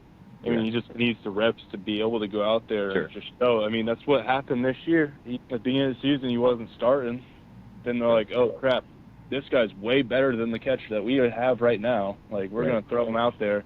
He's dominating. Then he unfortunately breaks his I think his thumb or something like that. Yeah. And obviously, you're not going to play as well after that. But comes back from that, doesn't play for a while. Then, like, very first game, he starts again. He hits a freaking home run and I saw that. Just a nuke. Like, he definitely has the potential to be very, very good. He just needs to be able to go out there and play. Absolutely. Got to be on the field, my man. That concludes our Parker Detmers stuff. Really appreciate that guy giving me some of his time. And I want to say that I had him on 2 years ago when I did the Casey Erickson story, and it felt like I was talking to a different person. It's amazing how much young men can mature in a couple years. Like I was talking to a full-grown man this time, and we were like vibing and whatnot. He was kind of quiet the first time we talked. So shout out to Parker Detmers. I was going to have him on this summer, but we decided to push it until he is done with his TJ rehab because I thought that was going to be quite the journey for him, and that would be interesting to talk about. So we're pushing it, but shout out to Parker Detmers. We appreciate you. And now a few words from our sponsors. We are also brought to you by BSN Sports, specifically Adam Anderson, who grew up playing ball with Blaine Cravens and Walt Patton, former guests here, and played football at Illinois College. BSN Sports, the nation's leading supplier of sporting goods, uniforms, and apparel. They provide game-changing solutions to their customers and work to make life easier for coaches. They have over 13 sales pros in the central Illinois area. Reach out to Adam Anderson at adam.anderson@bsnsports.com. They'll take care of you. We really appreciate you guys. Thanks, BSN. We are also brought to you by Cardinal Cleaning. They can be reached at cardinalcleaningonline.com and 217-679-6567. Owner-operator Adam Springer, local baseball dude, family friend, stand out at Chatham Glenwood in the mid-'90s. Also had a stellar career at Rend Lake and Kentucky Wesleyan. Cardinal Cleaning can take care of any cleaning needs you have. Home, business, restaurant, weekly, bi-weekly, monthly, whatever you need, they can take care of you. Get a hold of Cardinal Cleaning. They'll do the rest. We are also brought to you by Milner Dentistry, located at 755 South Grand Avenue West. They can be reached at 217-528-3384. Dr. Ty and his staff are incredible. The place is clean. They do amazing work. They can handle all your dentistry needs. Thanks again to Dr. Ty for agreeing to sponsor us here. He was a standout at Rochester, SCI, and then later had a really cool story of walking on at the U of I. Have a ton of respect for this guy. Please go support Dr. Ty and Milner Dentistry. We are also brought to you by Washco Strength and Speed, located at 3604 North Peoria Road, 217-899-3233. Of course, I'm talking about Jared Washco, the Springfield area firefighter, the former pitching standout at SHG and SCI. He is credentialed. He is a CPT, CSCS. Those are the highest credentials you can get in the strength and conditioning game. I think he is absolutely fantastic working with young athletes, probably the best in the area, working with baseball players. His results say it all. He's worked with high school guys, college guys, pro guys, and they keep coming back to him. They get bigger, they get faster, they get stronger, more explosive, better at their sport, less injury prone. He handles it all. He does arm care work. He does speed work. Go see Jared if you are a local athlete trying to get the most out of yourself. Invest in yourself. Go see Jared. We are also brought to you by Safe House Home Inspections. They can be reached at 217-350-0350 or info@safehouseil.com. And of course, I'm talking about Dave and Jim House, Dave being the Lanphier head baseball coach. I played ball with him for the Springfield Pride, played against him growing up. He's an outstanding guy. Dave and Jim his dad have over 30 years of experience between them. They offer home inspections, termite inspections, radon testing, septic inspections, water quality tests, pre-sale home inspections. And there's also $25 off for new customers. If you have any need for any of these services, Dave House with Safe House Home Inspections is who you need to go see. We appreciate you guys. Thank you. You got anything? No. Shout out Parker. Shout out Parker. All right, moving on. Actually, I was going to do the funny thing. I'm going to push it to a little bit later. I'm going to push it to when we do Kade. So right. let's move on. Catching wise, did you have any mentors locally? Did you ever do any lessons with like a Justin Knadler or anything like that coming up? That I can remember. I think I did maybe one like group lesson with him at the clubhouse, but I think it was one time. And besides that, like my dad was a catcher at South Florida. Okay. And I mean, we never really even worked on catching stuff. Like everything that I did came from social media, watching MLB games, watching college games. Like, yeah, I just wanted to model myself after that. Okay, gotcha. We might have skipped over this a little bit. Tell me about. So eventually, Ole Miss did reach out. Did we go on a visit? How did this all transpire? Yeah, so it was on the 4th of July going into freshman year of college. So that's crazy. So you in the middle of the summer you get picked up by Ole Miss. Yeah, it was like on the line if I'm going to play college baseball or not if I don't get another offer. Like it was a month before school started. And you had decommitted from Wabash, right? Right, I had decommitted that day, and I was like, obviously I'm in a panic because I'm like, sure. I got to get something done now or I'm not playing in college. Right. And yeah, it just kind of happened. And then I went on a visit on my birthday on the 21st of July. And then I guess 2-3 weeks later, I moved into the dorm. Really? I mean, did you go down for a visit or anything? Or were they just like, here's an offer and like, yeah. No, on my birthday, I went, not before the offer. No, I hadn't visited. I had been down there to watch a game just because I knew like that was one of my dream schools I wanted to go to. Yeah. But no, I just got the phone call and went on a visit after I committed and signed, and then Did you get to do the thing? I see all these people now that they're out there on visits. They get to like dress up in like the whole uniform and do the photo shoot and stuff. Did you get to do anything like that? Never done one. Never done one? Okay. Never done one. Not even Alabama. I didn't visit Alabama. I was in summer ball. Really? Interesting. Yeah. Okay. So then, what I think I know, in between that summer, you also ended up playing for the Sliders. Is that right? That was going into my freshman year. Yeah. So for those of you that don't know, the Springfield Sliders, they're the Horseshoes now, but they were in the Prospect League, one of those wooden bat collegiate prospect leagues. How did you ended up there without even being in college yet? They had, I think when they became the Horseshoes, that was like the first year, and I think they wanted to put a couple high school guys in there, just the local guys, kind of to bring in some people to watch, I guess, because it's a new team. Okay, right. So it was the Horseshoes, not the Sliders. My bad. It was the Horseshoes. It was the first year. Yeah. Okay. Me and Nolan McMasters were playing on them, and I want to say I only played maybe like 10 games. Yeah, it wasn't a lot. No, because at that point, after I committed to Ole Miss, I was like, okay, well, this is a different ball game. Like, I'm not getting ready to go to JUCO. I need to put on as much muscle as possible in a month, and I need to get as fast as I can in a month. Yeah. So Work I out. stepped away from the summer ball and just worked out. Yeah.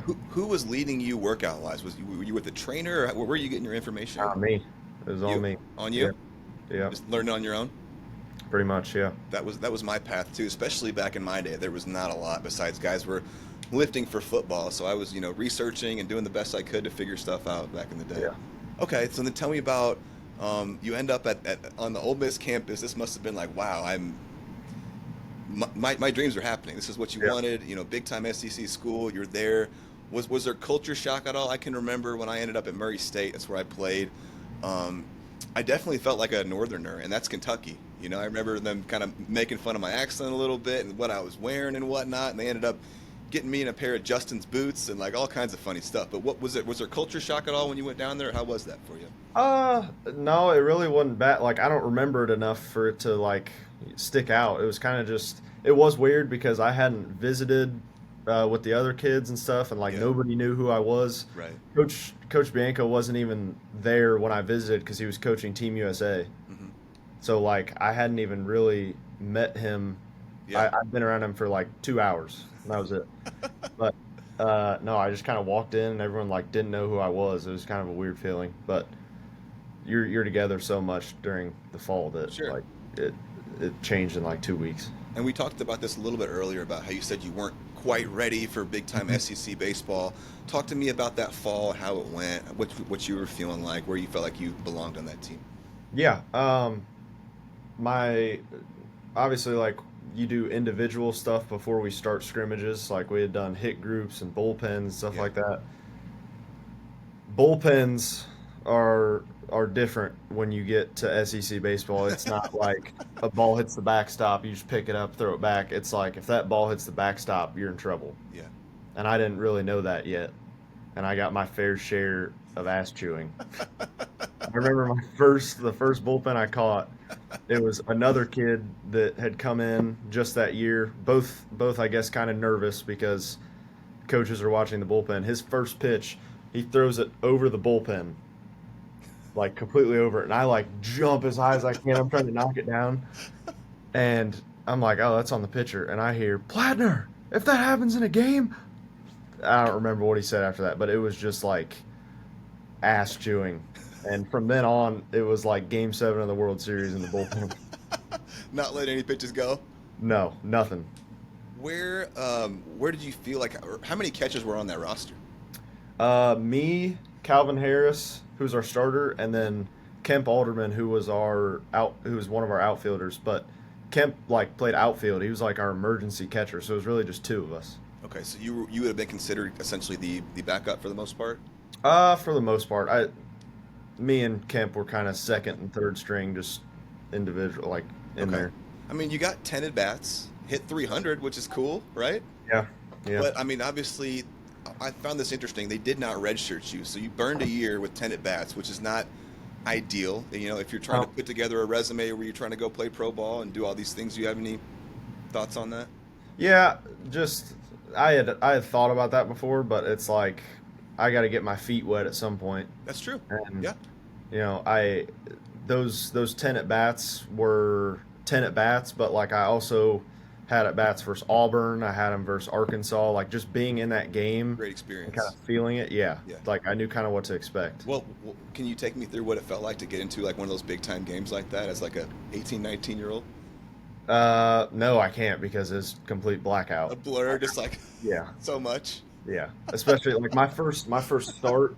I know it was versus Alcorn State, and that's pretty much all I can tell you. Really, just that much of a blur. Adrenaline for 3 hours. Yeah, it's no joke. Okay, let me ask you this then. So obviously you've been the guy your whole career. You're always starting and whatnot. What did it feel like to be sitting and watching and not be the guy? It's tough at first, but I'll say now looking back, it's like that had to happen for me. Like I wasn't the highly touted, ready to play person. I got to sit back and work on what I need to work on. I got to watch the best people in the SEC do it. And like, honestly, I got to I got to get yelled at a little bit, and I got to get told you're not good enough. And that really just changed up here because I wasn't ready physically to play in the SEC, I don't think quite yet. I could have survived, but up here, like I had no idea what I was getting myself into. Okay, we're back. Running through Ole Miss here, a little technical difficulties there. Going through some experiences of watching what that feels like, understanding, getting some ass chewings, learning some things, whatnot. Tell me about, obviously there had to have been a point when you felt like it was no longer a fit for you there. How did that come about? What all went into that thought process, that decision? Yeah, so after the season, you have your exit meetings, obviously, and going into that, I didn't really know what to expect. I was just gonna kind of hear it out, what they saw for me in the future. I mean, I was thinking to myself, I'm thinking positive. I'm like, I hit 300, I Right. called it okay, but I didn't know what to expect. And I go in there, and basically they were just like, we have a freshman coming in who's one of the highest recruited catchers, like that we've had, Yeah. and like we're gonna give him the benefit of the doubt just because like we're invested in this kid. Sure. And I'm like, that's not what you want to hear, obviously. But No. Yeah. like I didn't play enough to me to feel like I could come back in and like I'm just in an uphill battle. Yeah. Like you didn't have a chance. Yeah, right. Right. Okay. Especially like fast forward to here, like I just need a chance. That's been the story of my life. I just need a chance. If I get my name in the lineup card, I'm not going to come out of it. Oh. That's always how I've been. Yeah. And I just didn't see that happening there. That's all it was. There's no bad blood about it, nothing like that. Just I didn't see it happening there. So then that's obviously a tough conversation too to go to your coach and be like, hey, it's not a fit for me. It's time for me to go. So do you have to go to then coach and be like, hey, I'm jumping in the portal or? Yeah, he had asked me to make a decision by I think like the end of that week. It was probably like a Wednesday, and I just called him on Friday morning. I was like, yeah, like I'm sorry, but I'm not coming back. Okay. And then, so once you're in the portal, how does that work? Or like what teams are calling? Who's getting a hold of you? How'd that go? Yeah, to be honest, because I didn't have a resume, it was like JUCOs, smaller schools, um, and then I had my first phone call was with John A. Logan. Uh-huh. Um, Southern I- Illinois. yep, and I had really, really liked what they were talking about, what they were about. I was like, I can go develop here. They're another powerhouse JUCO. Like they crank people out. I had committed there, and then I want to say it was like the day after Alabama calls, and I'm like, all right. And so they didn't want to step on toes with the JUCO, but they were like, we think we have an opportunity for you here in the future. Like, Yeah. just see what you think about it. They had called the JUCO and talked to him about it, and ultimately, like that was just the decision that I had to make because I was like, well, it's rare that you're going to get to stay in the SEC. Like if I go JUCO, I might not get to what I think my ceiling is. I might get hurt in JUCO, Sure. and so I went to Alabama. Man, so how did they know about you? Or why would you think they were so keen on you with such a little resume in SEC baseball? So one of my former teammates, Garrett Wood, he was at Ole Miss on the national championship team, and he was there the year I was there. Yeah. He took a grad assistant job at Alabama and just kind of put it in their ear. Really? And they checked me out, and they're like, "Yeah, why not?" That's awesome. So, man, I and owe a lot of credit to Garrett Wood. shout out to Garrett Wood, man.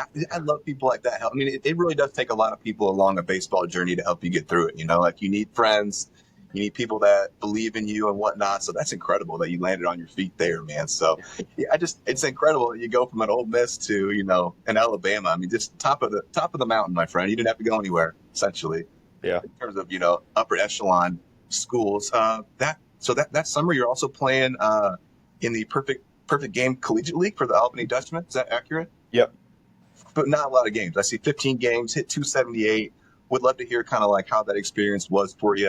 How did you end up there? Housing, competition, what stood out, anything like that? Yeah, it was new. That's where Ole Miss had stationed me to go for summer ball. And usually, I think when you go in the portal, you kind of like don't have to go to the summer ball they give you. I don't really know how it works, but I was like, I got somewhere to go, whatever. I already signed.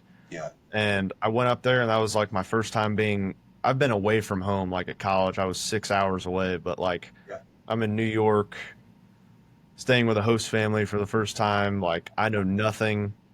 And it was just, I think again, it was a good experience, but in the moment, it's like, it was not fun for me, but I'm glad it happened.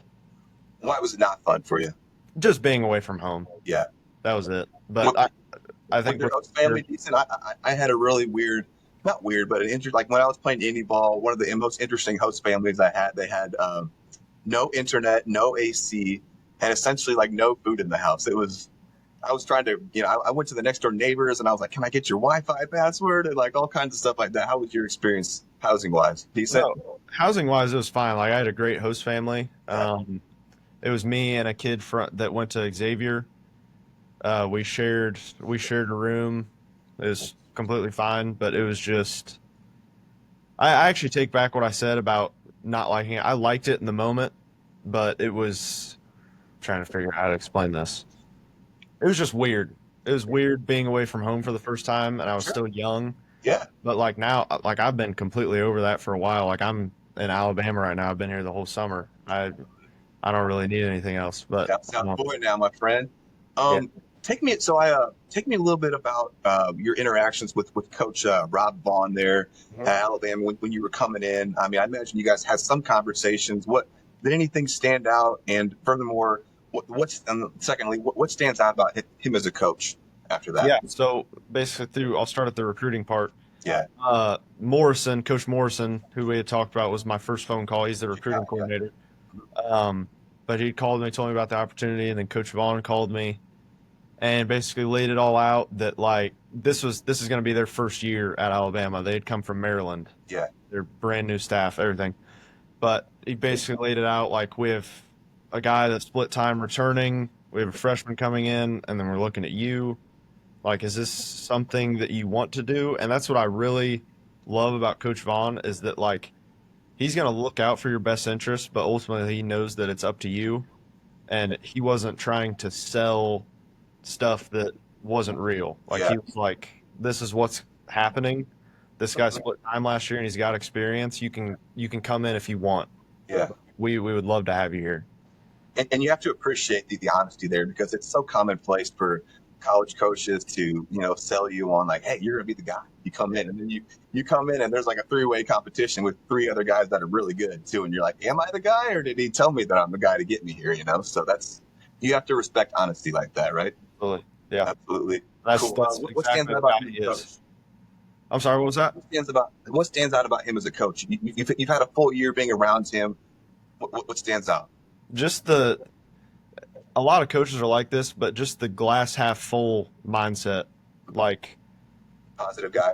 yeah, we'll be down 5-0 to a team, and he'll bring us in the dugout, and it's not chewing us out because we're not doing this, this, and this. He's like, you have a choice to make right here.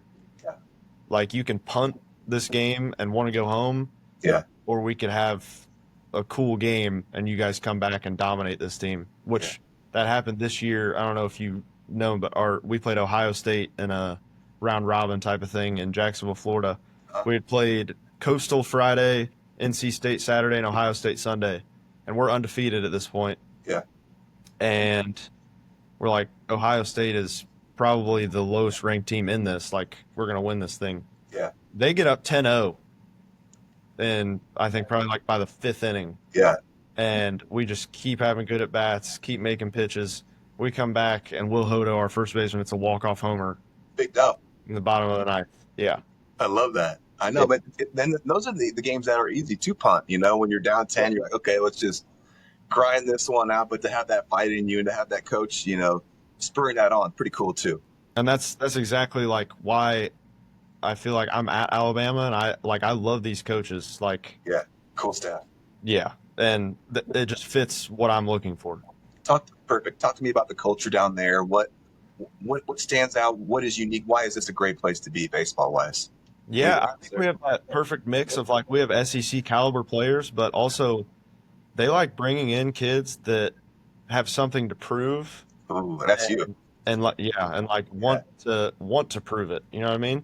Yeah. And we don't have a single player on our team that's like scared to go out and play. Like we're challenged more in the fall with our practice than I feel like sometimes we are in the game. Just by the competition or what? Just by the competition of our team. Like it's chippy when we have practice days, like everything's around a competition. We do a huge thing. Our fall World Series starts the first day that we start practice. Uh-huh. And we keep points based on like if you're 5 minutes late to class, if you're wearing the wrong shorts, stuff like that, you get minus points. If you get a good report from a teacher, you get plus points. And it's from school, from people around Tuscaloosa giving reports about you to Really? baseball. It adds up to points, and like the ending scores will be like thousands of points to Interesting. thousands of points. Yeah. So you got to be a good person at all times. The people are watching. Yeah. That's one of the biggest things they recruit too. Like we want good people because Yeah. we want a locker room that all has the same goal and like goes about their business the same way. Do you feel like, obviously it's going to be a new roster and it turns over like crazy, but was this 2025 team a pretty close roster of guys? Yeah. This and my high school team were the two closest I've ever been with. I love hearing stuff like that. It's just fun to be on a team where everyone, like, for the most part, really likes each other and it's cohesive and, hangs out and there's love there, right? Yeah, and I'd been on teams where it's like, if we say we're going to go hang out at someone's house, like 3 people show up, this would be like 30 people show up like in the living room. There's something to that, man, about that kind of chemistry, pulling for each other and being close like that. I love that. Tell me about your first fall there, man. I'd love to hear about, obviously totally different. You're a year older. You know what SEC baseball is like. You've had a year of strength training under your belt. Tell me about that first fall. What stands out? This one was a little different because I'd always been used to like having success and having to wait. This first fall I came here, I scuffled. Like Really? yeah, I thought Ole Miss was tough. Like I scuffled bad in the fall. I think I hit like maybe 150 in the fall here, and obviously not ideal when you're going against 2 other guys that are competing for a job. Sure. And, but again, like this speaks to Coach Vaughn's and the whole staff's honesty. Like they didn't burn me and be like, well, we're going to give him like chances to see if he's better. Like they're like, no, he's not ready yet. We're going to redshirt him. And like, so looking out for your best interest. Yeah. And I feel like people have a really bad opinion on redshirting. Like when they're redshirting, it was the best thing that has ever happened to me. Tell me about why. Because like it builds up so much stuff that like you just want to prove it. And like I knew that I should be redshirting, but I didn't show what I can do. And again, transferring to a new school is kind of like a cycle. Like going to Ole Miss, I want to prove what I can do. Yeah. I redshirted, and I kind of figured out that show what you're good at. Don't try to cover up what you're not good at. Ooh. So you're obviously a guy that has a fire in you already. Did this red shirt kind of turn this into an inferno and like you were just like burning to get better, to improve, to get back after it the next year? Absolutely. I knew that like if I'm not able to dominate in a game, I'm going to dominate the lifts in the morning. I'm going to dominate what I'm doing outside of baseball. I'm going to dominate my schoolwork. Like, it's just that's amazing because I've known people too that kind of have coasted in a red shirt year, like it's a year off or something like that, But it sounds like you took it the exact opposite. Built your body up, got better at baseball, your mind up, all the ways I imagine that you could try to get better. I imagine you were looking into. And credit to them, like I redshirted, but they still like interacted with me. Like I feel like if you redshirt, you kind of get pushed aside. You're not really part of the team. Mm-hmm. I was at every practice. Like I got to travel still. It was a red shirt, but it was like you're still in the dugout. Like you're one of the guys. Oh, that's beautiful. I wrote in the notes here, I don't know if you saw it, but I double redshirted in college. I had a million injuries. That was part of my story, but just to piggyback off what you said, I felt forgotten at times. When you're a redshirt, if the coaching staff doesn't try to really integrate you, it's easy to be off on the sideline. No one really needs you for stuff. So, sometimes you're there. You don't always travel with them and stuff. So for them to really make sure that you were a part of it, that you were involved, that you're mentally there, I think that's an awesome nod to that coaching staff and what they're doing there. Yeah, well, I think hopefully this is why they saw my character and like how much I care about our locker room. Yeah. And just how much I care about like a team. And I think that it was good that they had me in there because I was still one of the most vocal guys in there. I thought that. So you grew quite a bit as a person, as a player in this year. You made the most out of it. Yep. Beautiful. So were you really getting after it in the weight room too? Just the stuff that our strength coach had us do. Like I wasn't going in there hurting myself, like trying to prove a point with the weights, but like, yeah, I mean, I kept track of stuff, and I really just worked on dominating and being consistent. Was there anything baseball wise skills or anything like that you felt like you really focused on during the year, hitting wise, or anything like that you during the redshirt year? Yeah, defensively. This is getting technical with catching, but I'd always been like 2 feet, like standard. That's how you catch. And once I worked on actual mobility and learning how to move and where I should start my glove, how I want to frame and stuff like that, like it just completely transformed. I think I got more athletic. Like, so my next question is, have you moved on to the more athletic catching way now, where there's knees down and there's legs out, and it's not just 2 feet? Yeah, so I'm always right knee down now. Like I figured out that I can block better and I can throw better when I'm on my knee than if I'm on 2 feet, and I can definitely receive better. And that's fascinating too, because that stylistically hasn't been around that long. I remember that used to be kind of like a sin. Like you better be on 2 feet, like as a catcher, you were squatting. And now, I mean, there's like some old heads now that kind of hate some of the new style catching, but I think it's beautiful. I think it looks more athletic. You can move around. Obviously, you can give better looks to the umpire too with your shoulder levels and things like that. So, and I've got a whole section called Catcher's Corner coming up. So let's not get too into the woods here, because I deeply love catchers and what they stand for. Let's talk about that summer then. You end up in the Northwoods. Did they help you get there? Yeah, they did. Okay, and that's a pretty prestigious league. It's not Cape, but certainly a very strong league. Lots of good guys there. Kenosha Kingfish, 120 at bats, seven doubles, 3 pumps, 267. Would love to hear about this summer for you, how it went, competition, where you stayed, anything.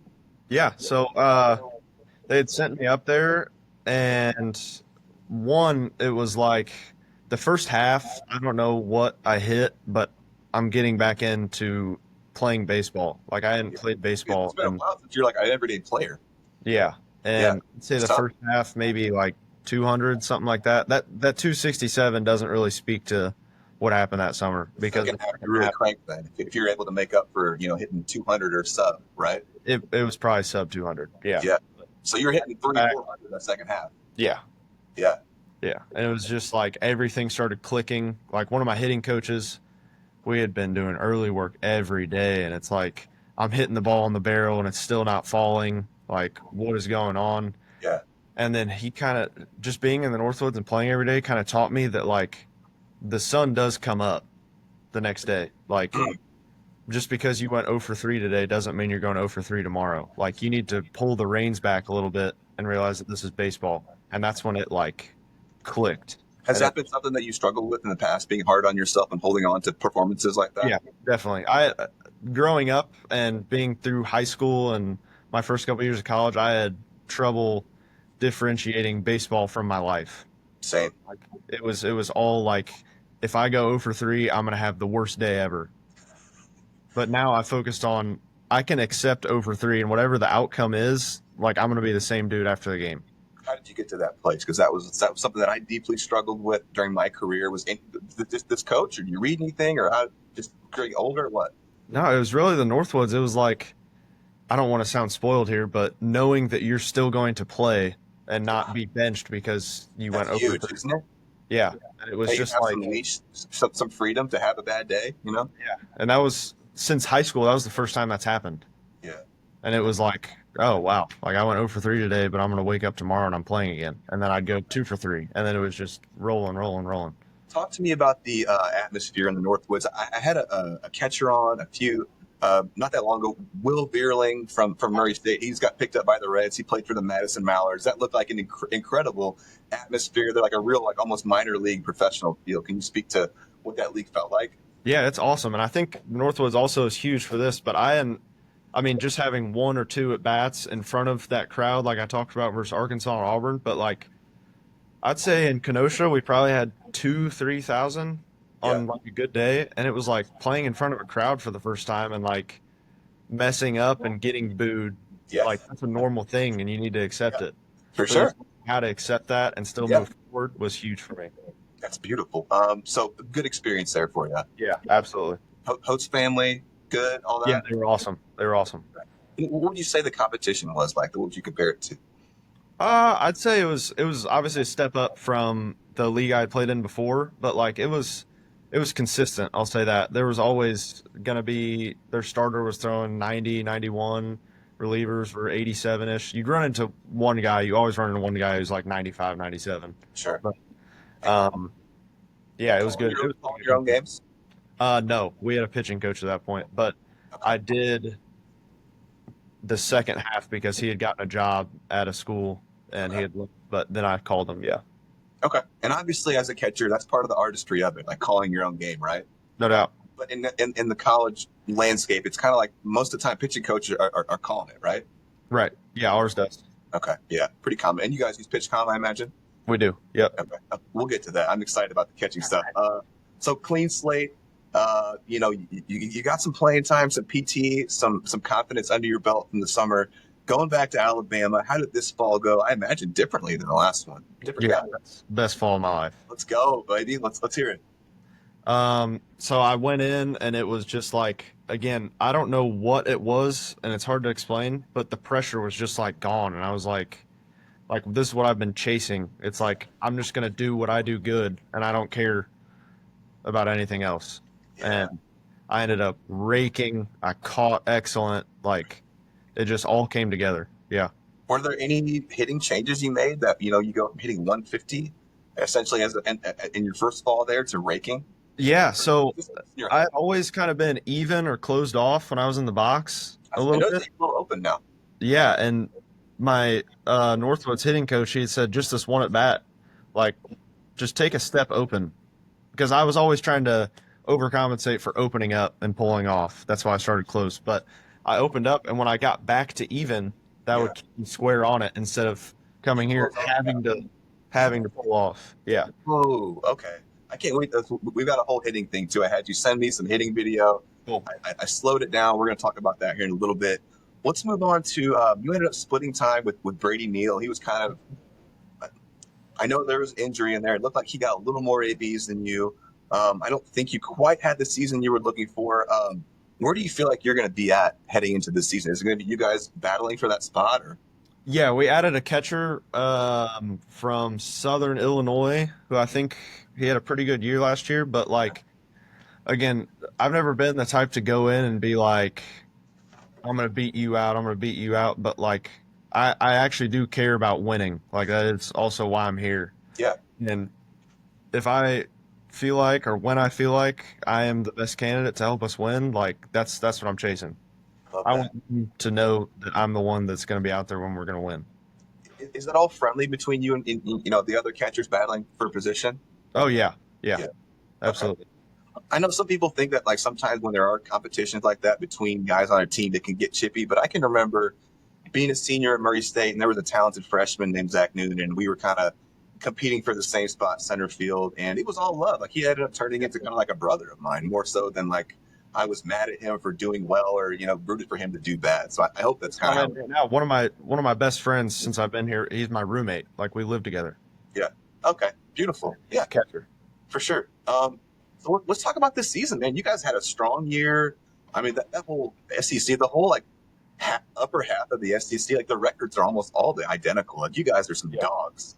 But like 41-18, you go 264, 8 doubles, a really cool pump at the end of the year, 87 at bats in 26 games.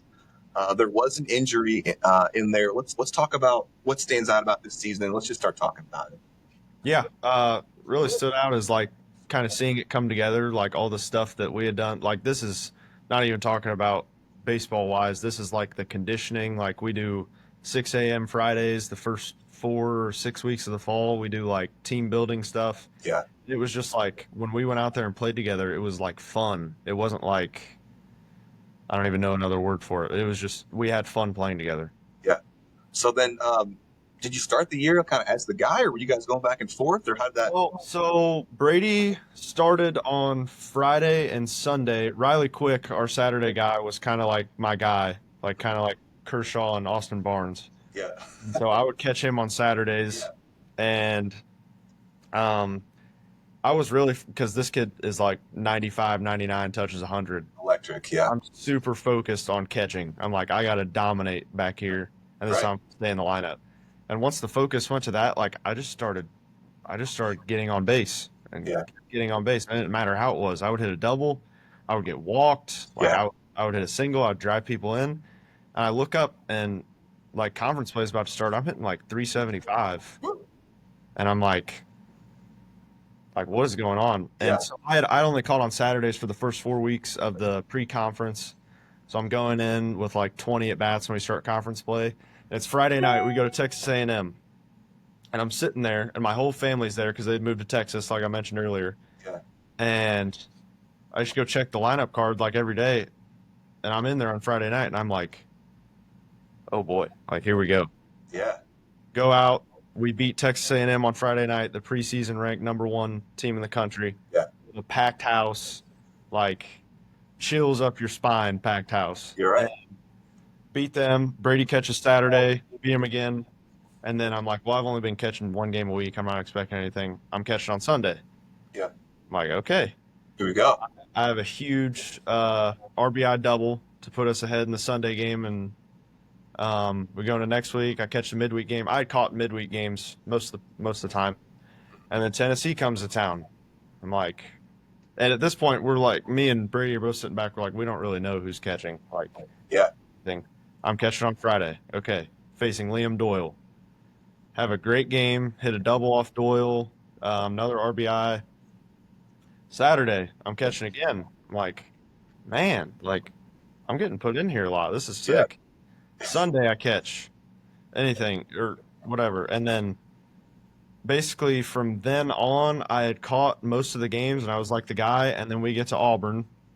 Friday night, we get absolutely stumped, just like 10-0, blown out, kind of surprised us, whatever. And then Saturday, rains. We have a doubleheader. Brady's catching game 1 of the doubleheader because we're going to split the doubleheader. Go out to catch second game. Maybe second inning, foul ball right off this finger. My whole hand just like freezes up, and I'm looking, and like my knuckle is like down here like this. Trainer comes out, pops it back in, get x-rays, fractured finger. And I don't know if you've ever had like a finger injury, but especially your middle finger, you can't do anything without this. Like this is one of your biggest grip fingers. I couldn't throw a ball because I couldn't separate these to get my fingers on the ball. So I literally, like, I was pretty much useless. Like, I tried to tough it out. I played in a midweek game 2 weeks later, and, like, swinging, it was just like I had to swing one-handed because I couldn't grip the bat. And I go 0 for 5 with 4 strikeouts. And I'm like, man, like, I am not ready. Like, my hand hurts. And then from then on, it was like they're going to ride Brady out because we had our third catcher got labrum surgery. He's out. And then from then on, they rode Brady out. And then with our season on the line, the last game, they're like, you're going to play because with our season on the line, like, you're going to be the one that we're putting in there. And I DH and I hit a bomb first at bat. It was like a cool moment. But, yeah, I think it definitely got dimmed because of that injury. Like, I think – I don't remember what it was. I think I was hitting like 350-something going into Auburn, and I had like all the confidence in the world, and that happened. And I'm just like – but it was tough. Incredibly tough, but you got to be really optimistic about how you were balling before you got hurt. Like, that is incredible. And you got to be like, man, if I get a year of some help, what can I do? Right. That's why, like, even like I said, the Northwoods, how the first half doesn't really show what actually happened. Like, this doesn't show what was in store. Like, it wouldn't have been 260 with a homer. Ooh, I love that. So then where's your finger at now? Do you feel like it's healed or? Yeah. It's ready. Okay. Yeah. Good to go.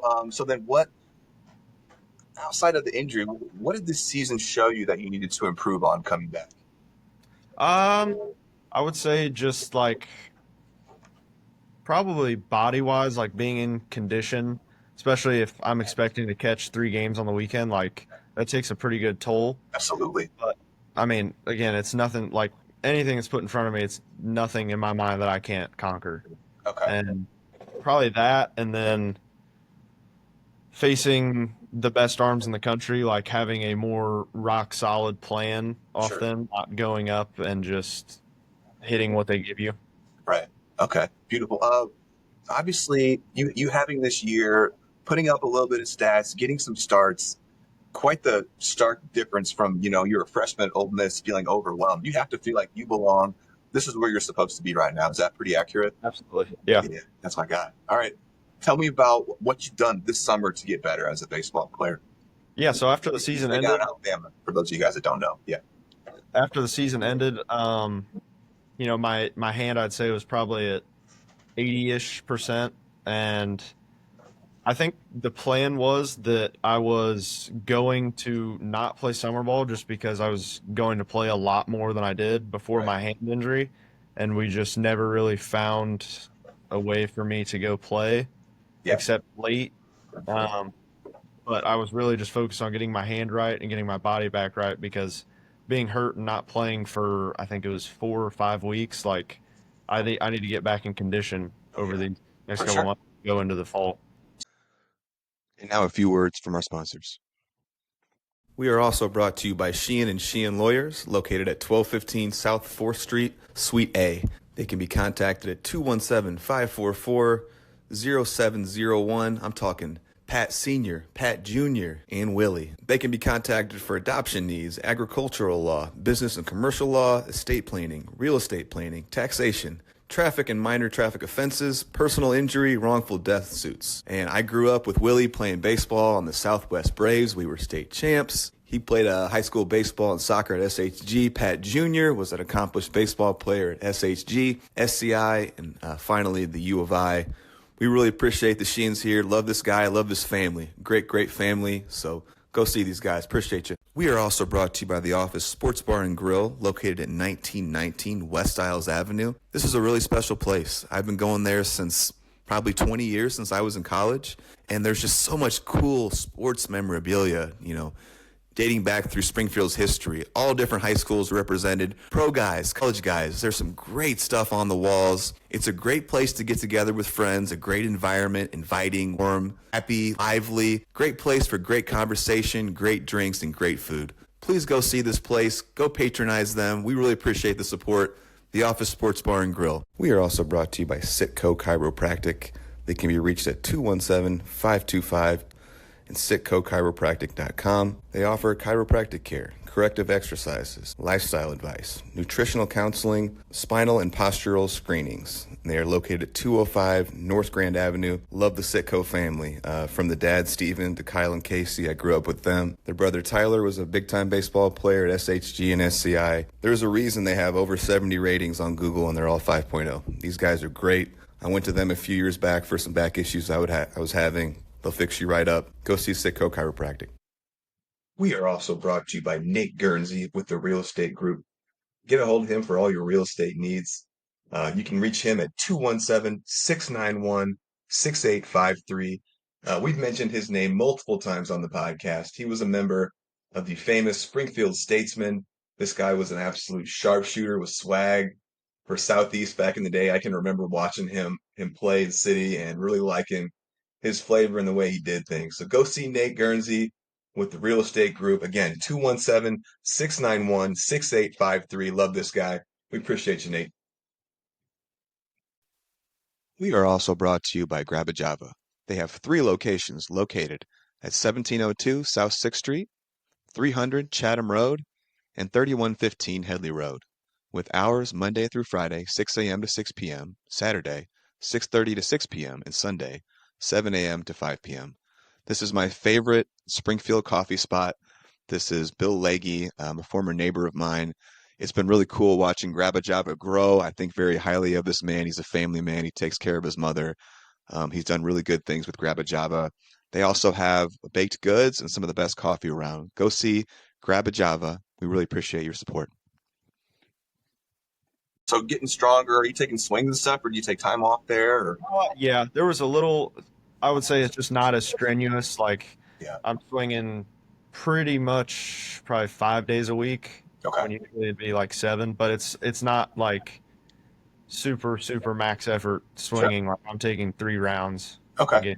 It's like getting my work in. Are there any other guys down there like in similar boat as you, or who are you working with? Luke Vaughn is the one that I live with. He's the other catcher. Okay. He just comes down because he had gotten shoulder surgery, Mhm. and he's kind of rehabbing that. But like we get to work together. Beautiful. Cool, man. So we are now at our catcher's corner, and I'm really excited about this. I have such a respect for catchers and what all they do, all the little things that people don't know that they do. I just read a book called The Tao of the Backup Catcher. I've sent it to Justin Knadler. I sent it to Mitch Trees. I sent it to who's the other guy?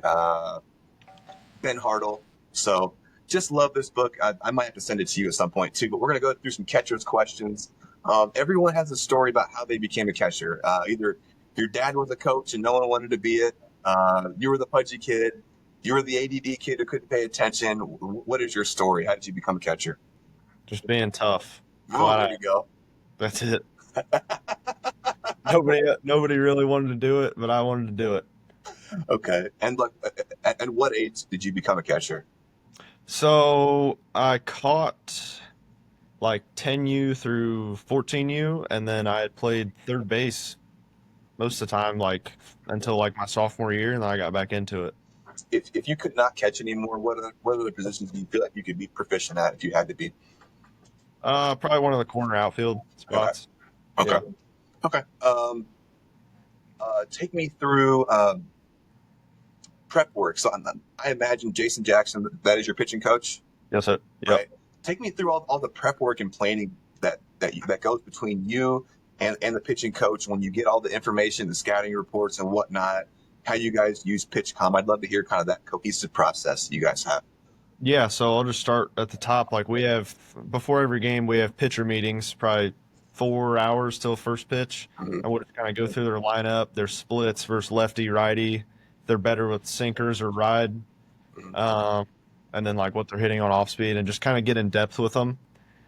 And then basically from then, like he's calling pitches and he has those sheets, so like he's always on track with who it is. It's Yeah. not just like calling pitches to call pitches, but we do use PitchCom. I'll just use my wallet as an example. It kind of looks like this. It's like a little keyboard, Yeah. and he'll radio in. Well, now actually I wear a wristband. Earpiece too, right? Yeah, I have an earpiece, a wristband, and a little keyboard thing on my shin guard. Yeah.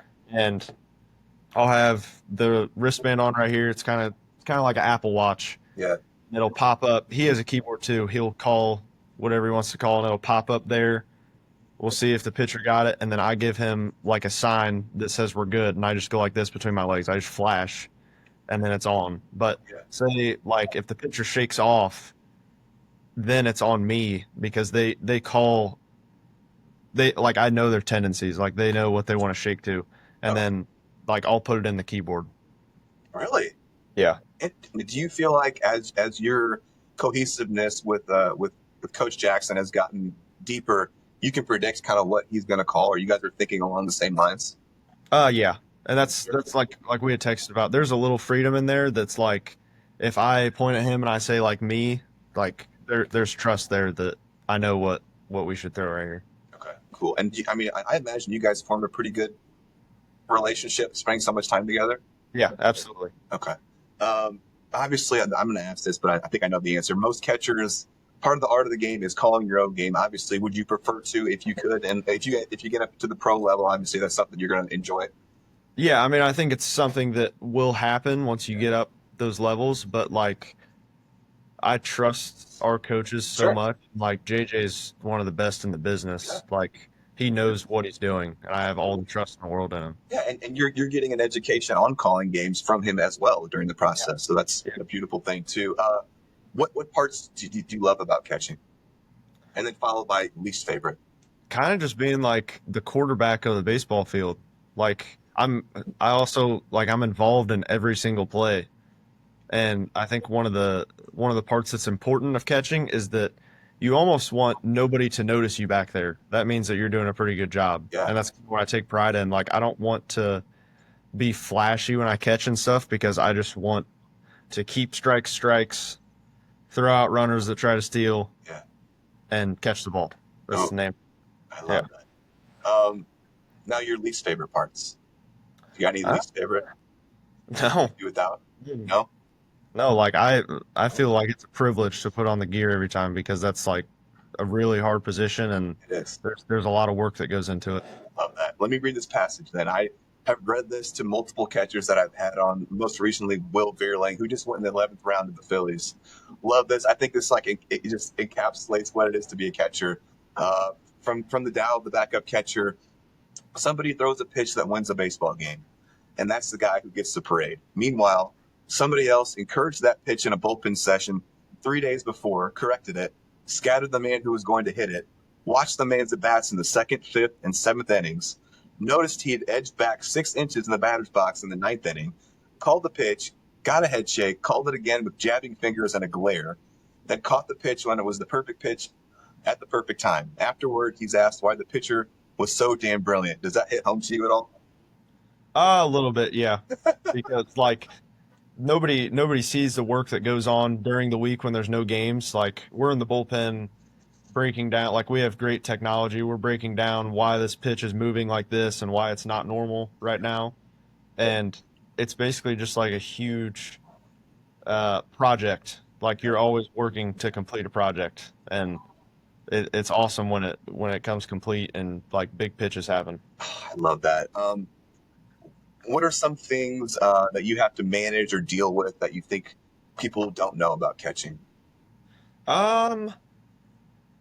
Probably just, I guess the fact of one, catching, like literally catching the ball. Like it's a tough task when guys are throwing 95 miles per hour and the ball's moving. Shape, right? Yeah, and like I guess handling the pitchers, I'm really close with all my pitchers because anytime I take a mound visit, there's that coach player relationship and then there's the player relationship. Like when I go out there, I want to be positive to them in the way that I would be as their friend and as a player rather than like go out there and try to coach them up. You know what I mean? Beautiful. I love that. And that's the segue is perfect then. Do you ever feel like you are kind of like a therapist almost to your pitchers in ways? A little bit. I wouldn't say like therapist, but just like we kind of try to get their mind back in the right position. Yeah. Thinking about why did I pull that pitch? Why did I do that? But like, how am I going to do this one? Do you have the freedom to make a mound visit if you want to, or is that on the pitching coach? Yeah, I can when I want to, but usually like, let's say if they throw like 5 or 6 balls in a row, I'll go out there. Is that something that would make you want to go out there? Yeah, definitely. Okay. Or like, what else? What else would make you be like, it's time for a mound visit? We need to pause. We need to recalibrate. maybe if it's like pitch counts getting up there and they have a leadoff walk or like a leadoff extra base hit, just kind of calm them back down and bring them back down to earth. Okay. Have you ever had like a funny mound visit that sticks out, or anything funny said, or just like a weird one that you think would be interesting?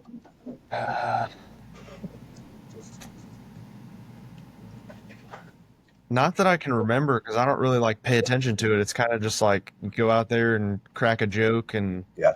get back to it. So, I mean, obviously you've seen the movie Bull Durham. I've seen parts of it. I've never watched it full through. Oh no. No, I need. I've seen every baseball movie but that, pretty much.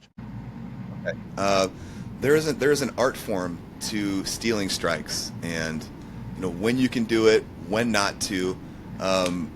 You don't want to offend the umpire.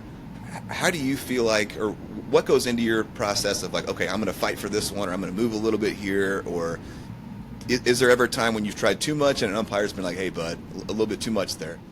Yeah, I think what goes into it is just like, really the only time that I feel like you can steal strikes is when it's at that spot, but a little bit more. Yeah. Like if it's a misfire, you're not going to steal a strike that misfired over here and you're going to bring it back in. Right. Like it's usually going to be in the zone. But like, I guess what goes into it, like if we call a slider away to a righty, I'm going to like angle almost to where that spin is coming to. so I can get maybe 2-3 inches more off the plate that still looks square here. Oh yeah. And no, I've never really had an umpire say anything to me, but like I have no problem asking the umpire like, where do you have that at? Yeah. If he says it's off, it's off, and then I'm still gonna like, I kind of do that so that I know, and I'm still gonna work for it because we're gonna hopefully change that by like the 5th inning. Okay.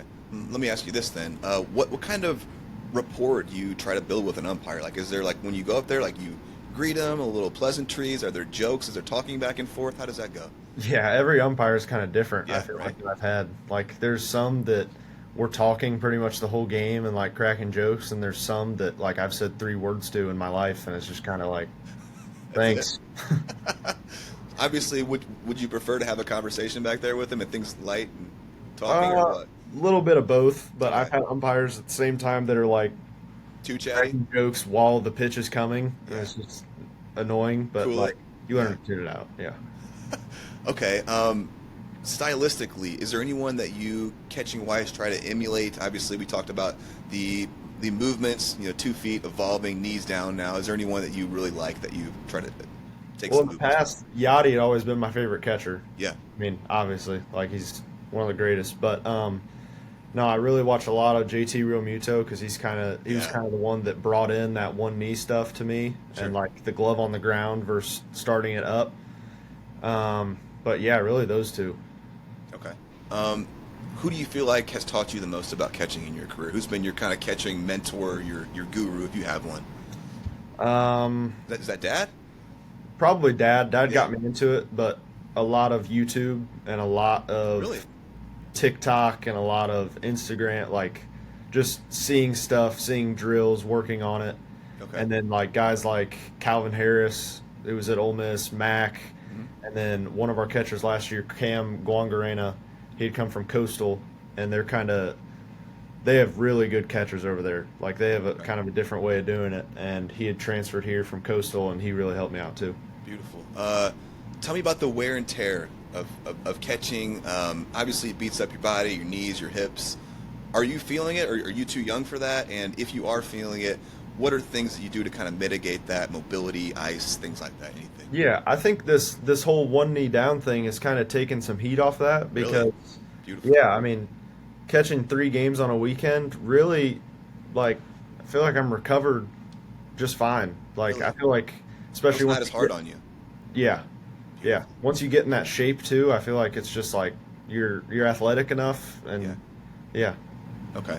Now, I mean, talk to me about catching in that Alabama heat, my man. I mean, you gotta be drinking some water, getting some electrolytes and whatnot. That's a different kind of heat than Central Illinois. No, yeah.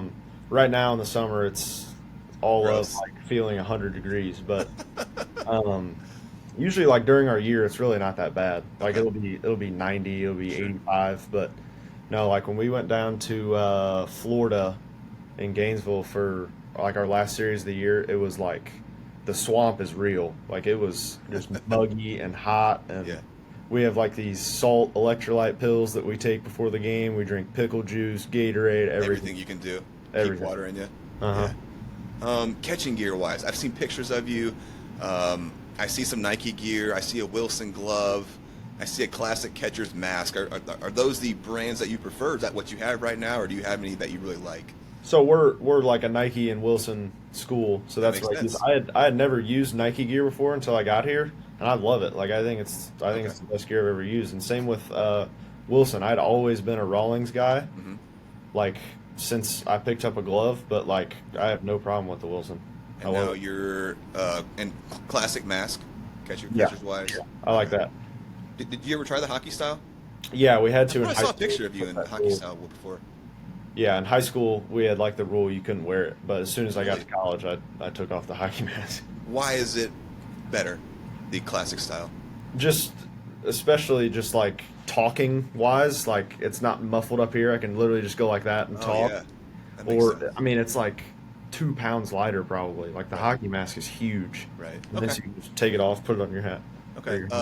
How many gloves do you own, and is there an order in which you like? I've had catchers on. They talked about they've got a gamer, they've got a backup, they've got one they're breaking in, they've got 3 or 4 different gloves. Is that kind of how you're doing it, or what you got?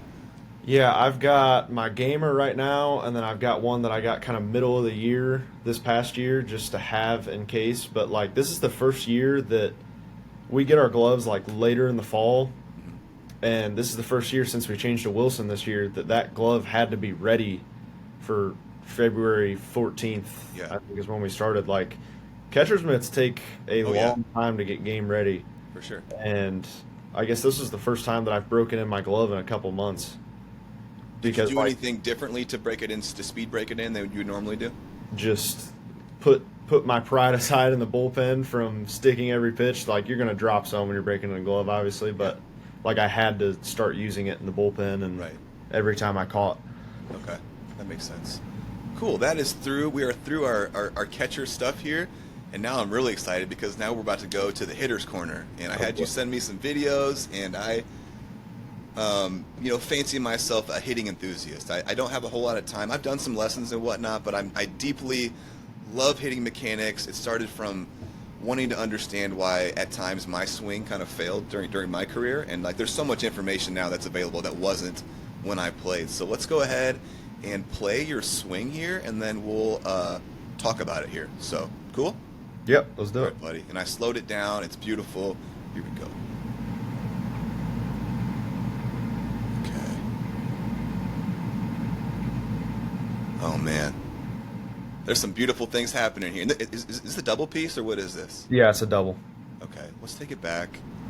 And I'll just start with some. I wrote down a bunch of stuff here. So let me tell you kind of what I'm seeing, and you tell me if I'm in the ballpark or if we're thinking along the same lines. Is that cool? Yeah.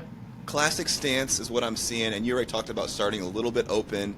It looks like you start on with your front toe kind of just touching and your heel up. Is that accurate? Yeah, a little bit. I want to feel light on my front side to start, just so I'm not so heavy on it like when I end.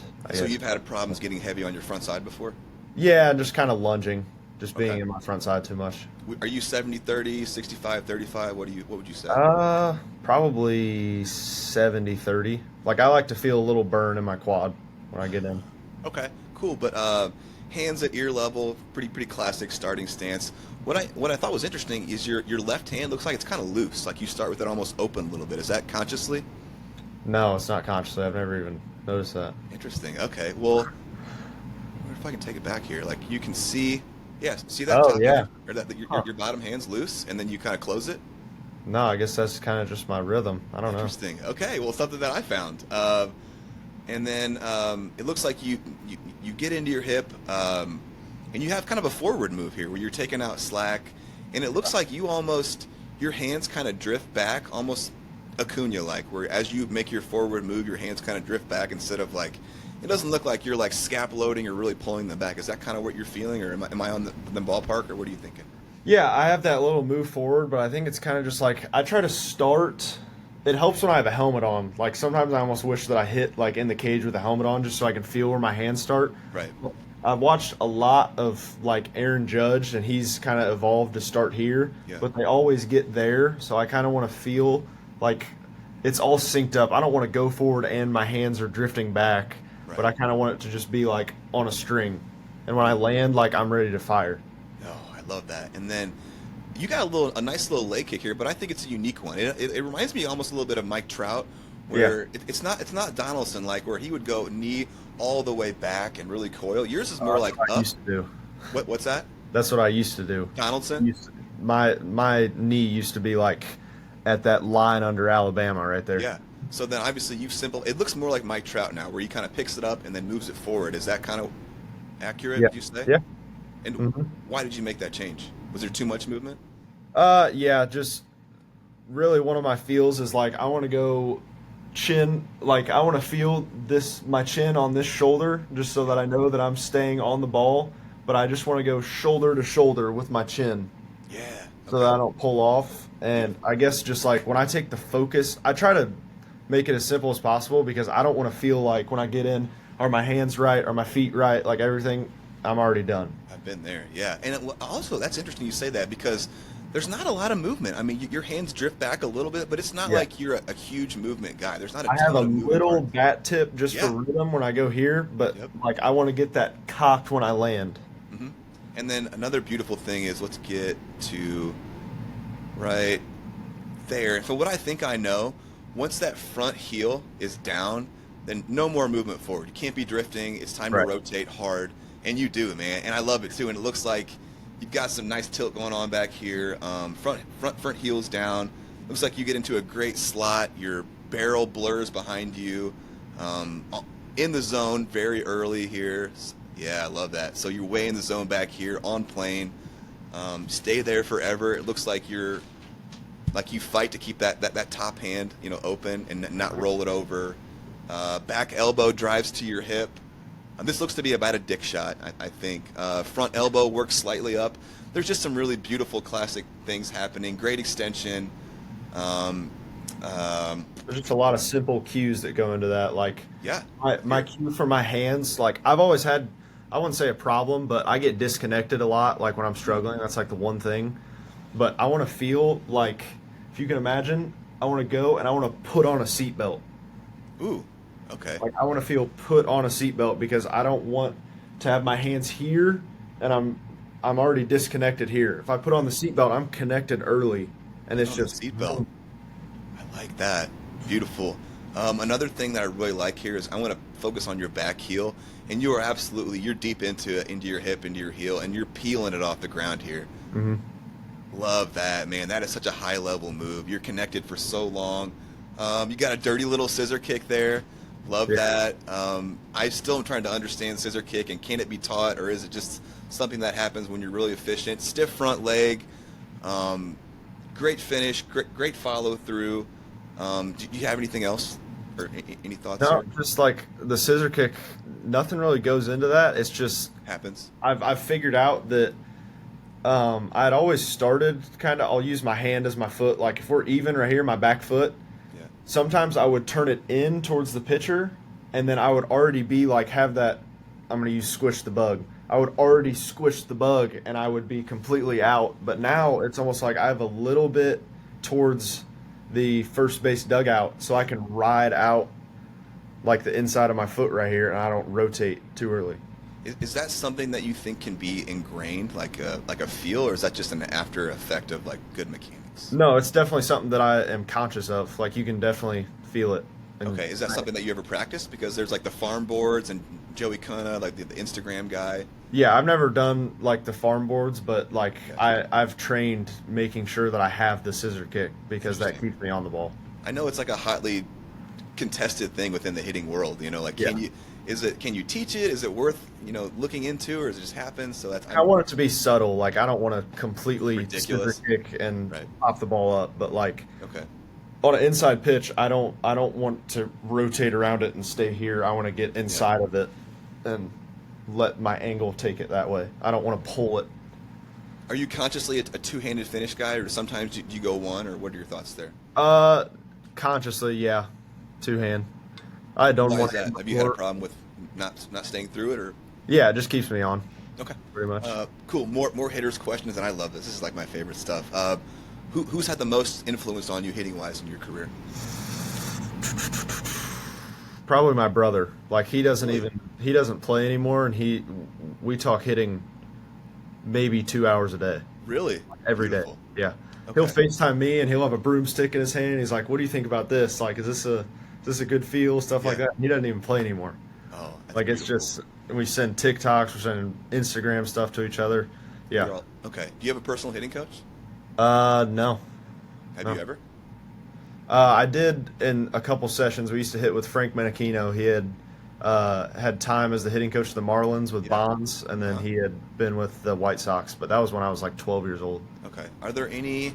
Now, I'm all over the Instagram guys, looking at all their stuff and whatnot. Are there any famous hitting coaches, Instagram coaches out there?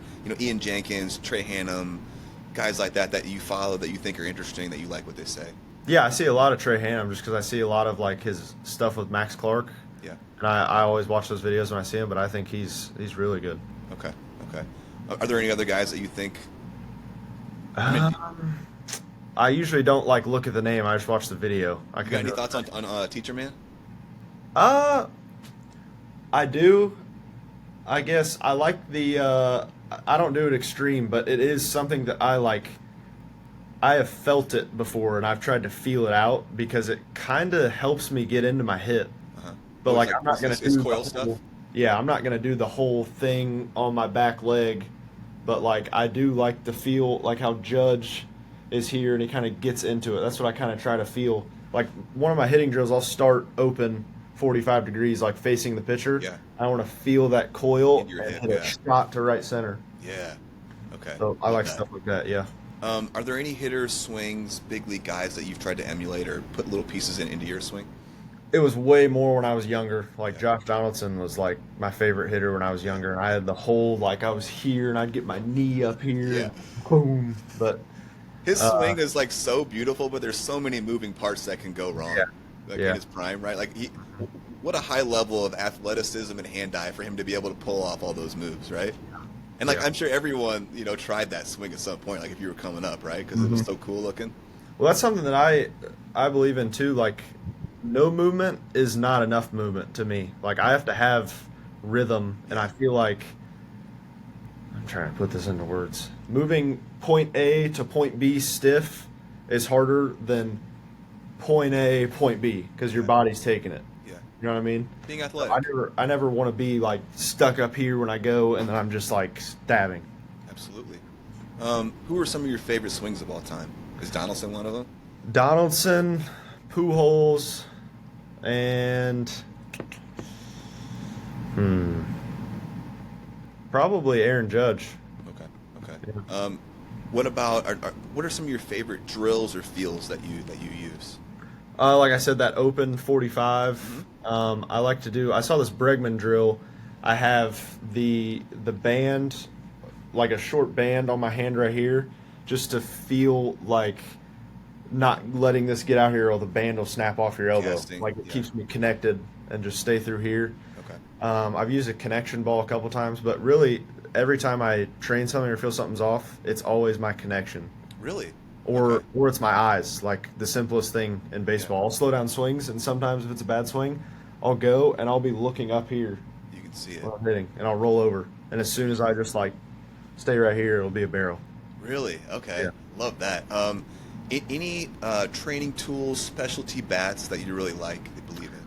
I do a lot of one-hand bat, just like a short bat. Both hands? Yeah, I do bottom and top hand. Okay. In the fall, kind of like our regimen, we have weighted bats. We have the heavy, the overload, underload, handle load, end load, stuff like that. We'll use like foam balls to emulate, like if we're facing a ride guy who has super high spin on his fastball, those foam balls will take off like a foot. Yeah. Like we'll start it at like our ankles and end up at our chest. Okay. Okay. But yeah, stuff like that. Okay. Cool. Buzzwords. There's all kind of buzzwords in hitting. Any of these buzzwords make you want to say any more on it? Posture, tilt, coil, turning the barrel, tipping the barrel, early bat speed, barrel depth, getting on plane, scissor kicking. Does anything jump out to you that you have thoughts on? Getting on plane, definitely. Let's talk about Like it. I had my stance is kind of taken way different jumps than I thought it would. Just like making adjustments. Like Sure. in high school, I'd say I was probably right around my neck, like not quite to my ear, but right around my neck. And then when I got to college, it kind of moved up here a little bit, and my bat was straight up because I thought that I could like just turn here easier. And now it's almost like I want to keep my bat like the cap facing behind me because I don't want to get to here because I lose the barrel when it's vertical and I just lose it right here. So if I keep it here and it comes up probably right here, like 45, and I want to point the knob at the catcher, Yeah. and then I want to just, like I said, put on my seatbelt. Put on your seatbelt. Where'd you get that one? I've never heard that one before. I thought of it myself. Really? Okay. Yeah. I love that. I did it one day in the car on the way to a game at Northwood. I did it with Put on my Jimmy. seatbelt? So tell me about this, and I guess you already kind of just talked about this a little bit, but the best baseball players are their own hitting coaches. When your swing's getting funky, you talked about the connection thing. Is that what happens? You get disconnected and you start casting, hands get away from you? Yeah, but also a lot of it has to do with getting in between and just the mental side of it. Like Okay. the biggest change I made was instead of being on time for the fastball. I want to be ahead of the fastball because I want to see it pop if it's not a fastball. Okay. And that's kind of something I did in the Northwoods. And my approach had changed from like, I guess being on time for something to if it's in the zone, I'm going to slam it because I can see it pop early. Okay. Love that. Tell me about your approach. And I am always fascinated to hear this because all guys have, really successful guys might have totally different approaches. Like Donaldson talked about, essentially turning the plate into halves, and he would be very aggressive on velocity away or velocity in, spit on other stuff. I actually used that a little bit towards the end of my career, and it was helpful. Some guys look to be on time for the fastball away and then hammer mistakes that are off speed and pull. Do you have any thoughts about what are you trying to do? Yeah, so I'm always looking away and reacting in. I don't want to look in and hit it off the cap to the second baseman if it's away. But are you looking away like velocity, or or just looking away? Honestly, it's just a cue for me to keep my body over the plate and not go towards my dugout. Okay. But no, my approach is pretty simple. Like we get a lot of help with our coaches too. We have hitters meetings before. Sure. We have like a book of percentages, what they're going to throw based on these percentages. But we also have, I guess, philosophies that we do in our hitting. Like if we're on the fastball, it's called fastball spit. Like we're not swinging unless it's a heater because this guy's breaking ball, he's not going to land it. Right. We'll do fastball just and so on and so forth. But mine really, if I'm going up 0-0, if it's a heater near the zone, like I'm going to hit it off his head. Okay. That's all I think. And then when I get deeper in the count, like 2 strikes, any changes? honestly, just compete. Like I'm trying to find the barrel with 2 strikes. Okay. Percentage wise, what effort do you feel like you're giving in a game, swing wise, like 80, 70, 90? I'd probably say 80 because the adrenaline of the at bat will bring you up to 100. Up to 100 for sure. What about in BP? Probably 65, 70. Okay. I'll let it go like my last round just to see the ball fly. But are you a tech guy when it comes to like wanting to know all the metrics and hit tracks and Rapsodo and blast and all that stuff? It's nice to know it, but it's not make or break for me. Like if I get a ball good, I want to check in and see how hard it was off the bat, just so I know. But besides that, no. So when you're taking BP sessions in the cage there, do they have tech set up where you can look at all that stuff, or how's No, that? we don't have it in our cages. No. Really? No. Purposely, so you're not like obsessing over it, or how does that work? I've never really asked, but probably, yeah. Okay, interesting. What kind of numbers do you think are doable this year, are that you are capable of, that you have a goal for this year? Do you have anything in your head? Well, based on my offensively, based on my track, like of what I was last year, I think hitting above 300, I'm more than capable of. Yep. And in the fall when I came in, I guess I didn't really talk about my fall stats, but I'm trying to remember how many home runs I had. But I led our team in bombs in the fall. Really? And then come to spring, I think I'm going to hit like 20-something homers in the spring. Let's go, Will. Let's go, buddy. I mean, this past spring, like I thought I was going to hit 20 plus this past spring, and I hit 1.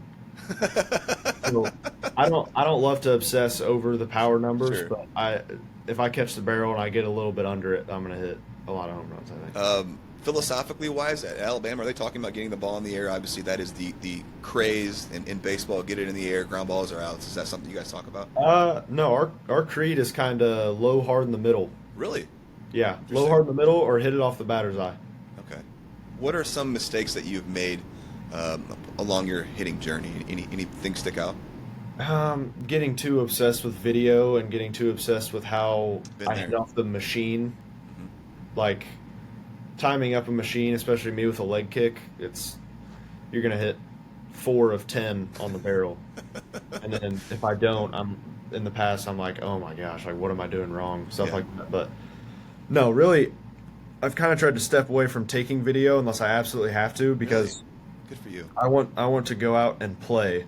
Like that's it. Yeah. It's baseball. You know what I mean? Yeah. Love it. Yeah. Okay. You're doing incredible, man. I knew this was going to be a great conversation. Take me through.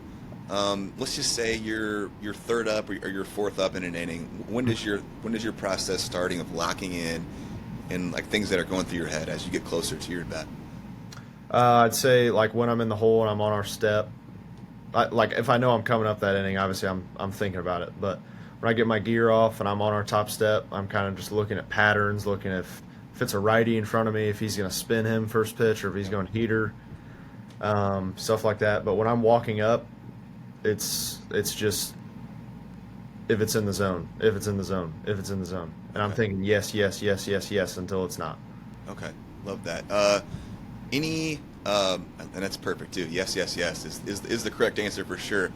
Take me through. Is there any self-talk in your head when you're in the batter's box? Are there any like mantras or things you're saying to yourself, or what do you got going on in there? Yeah, I'm pretty much daring the pitcher to throw it in that square.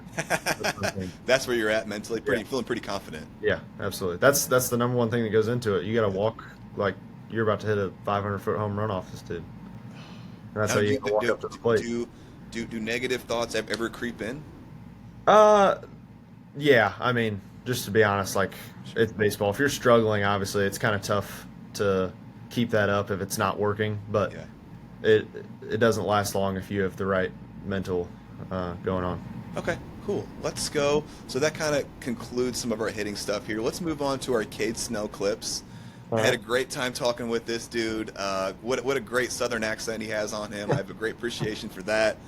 And shout out to this guy for his cool story of being a PO at Auburn, going the unconventional route, balling out, and now he's a 5th-round draft pick, signed with the Cubs. So that's just incredible. Let's get some Kade stuff going here. How about the bus rides? You ready? Let's do it. All right, my man. Here we go.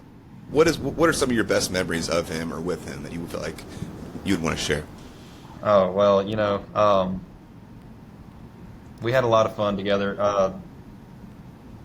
Mainly, and this sounds so cheesy, but like the bus rides and stuff and the plane rides. Yeah. I tried to sit in the back because Platt was in the back. Yeah. 'Cause I knew I was going to be laughing the whole time.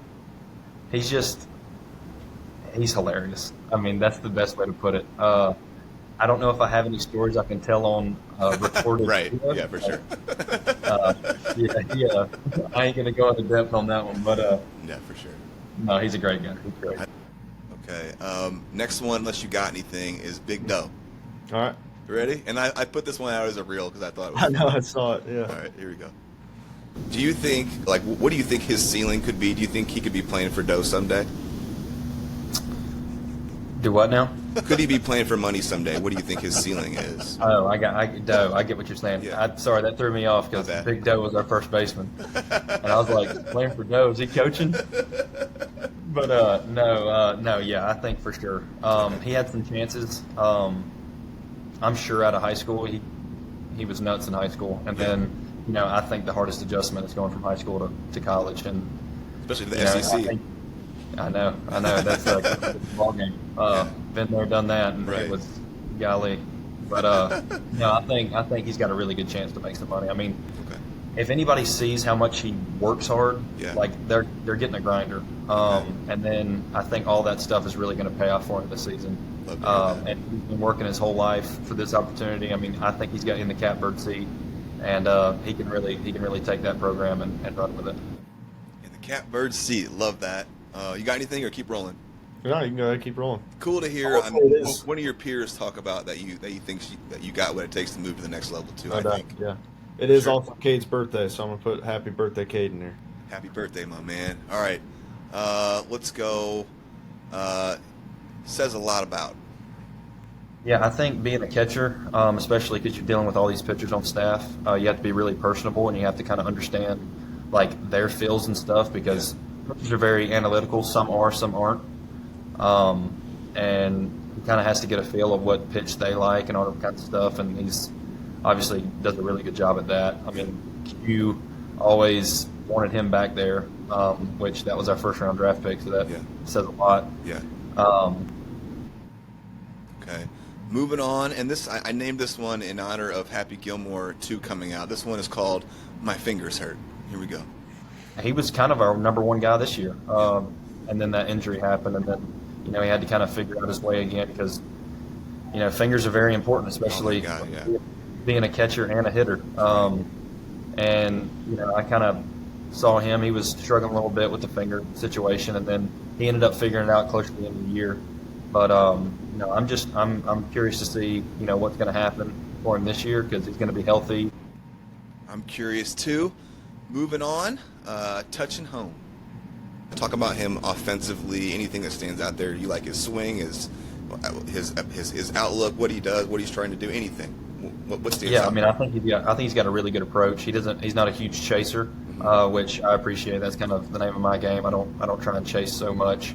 But yeah, I think one thing that stands out for me looking at him, he always goes for his pitch.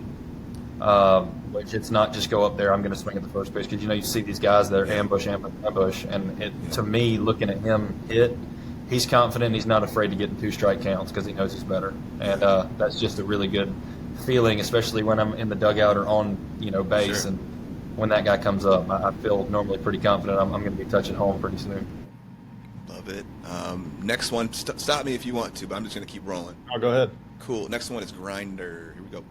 Tell me about him as a catcher. What kind of stands out there? What is allowed to you? Yeah, I mean, it kind of goes along with him being a selfless guy. I know catching, you kind of have to put your body on the line, and he does that to a T. I mean, he's a bulldog back there. He doesn't let anything faze him. He actually dislocated a finger, and it was as big as some people's forearms, it looked like. And he was like, why ain't I playing? Yeah. So he's a grinder. Ooh, I love that. The Grinder compliment, I love that one in baseball. Next one is called Write His Name Down. Any examples of that kind of selflessness? I've heard other people kind of speak on him in that way too. Yeah, I mean, anytime that you want to go hit, he's already there. Really? Anytime you want to get extra work in, he's already there. So, and he's always down for all that stuff. If you want to hit on the field, he's normally the one already dragging the machine out there. He's just, anytime you want any extra, go ahead and write his name down. He's already there. Oh, I love it. That's awesome. I love hearing that there are guys like that. That's obviously you. It fits everything that we've learned. Last one is going to be If You Want to Laugh. Here we go. Man, so we showed up together. We did this thing called Bama Bound, which is like Bama orientation together. And that's when I first met him, and he's just been the exact same guy throughout the 2 years I've been with him, which is, not as common to see. You see a bunch of guys come in and they, act one way and they end up changing and stuff like that. He's never changed, so I really appreciated that. But yeah, we kind of had somewhat of a similar story, not necessarily to a T, because he went to Ole Miss and then he transferred out of there, and I went to Auburn, transferred or got cut from there, went JUCO, and then ended up at Alabama. So we were kind of used to each other because we came from different schools. Yeah. But yeah, the first thing I can say about Platt is he's a freaking unbelievable teammate. Like, that is the ultimate. He's the ultimate selfless guy. Yeah. And if you want to laugh, get around Platt. Yeah. So that concludes our Kade Snell. He was incredible. I really appreciate him giving us some of his time. You got any thoughts on any of that? Hearing some of that? No, I love Kade for life. Like, Yeah. that was one of my best friends here, and I think the future's really, really bright for him. Like, Did you guys click right away when you got there? Yeah, absolutely. Tell me a little bit about Kade. Yeah, we lived in the same apartment complex our first year, so like anytime one of us needed a ride somewhere, it'd be us two. Yeah. But no, like he had plenty of opportunities to pass up college baseball and go play pro ball early. Yeah.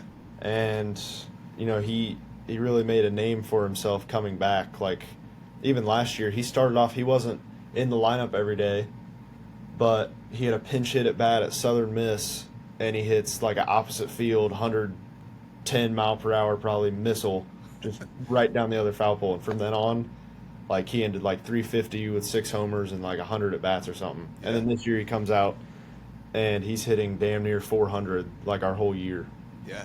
And then ends obviously ridiculous stat line. 5th round draft pick. Isn't that crazy? It's crazy. I love it. And actually, he has. So one of the coolest parts about this podcast is I talk to all these guys, these like side interviews for guests and whatnot, and a lot of times I end up vibing with these guys, and then I just invite him to come on. So he's going to come on after his pro season here. So we'll have him on in the fall, and we're going to talk all about him, and I'll have to use you for that. Yeah, let's do it. For sure. Okay, now we're getting to a funny moment. We are through through our hitting stuff, through our Kade clips, everyone has talked about your Platt Daddy dance. We've texted about it a little bit. I want to play the dance. I'm going to play the video, and then I had to text you about this because I want you to teach me a little bit. So we're going to do it. You're going to show it to me, all right? All right. Cool? So I'm going to play the video here, and then we're going to go through it. So this is my first time learning a dance here on the post-game spread. Here we go. This is a double. Man.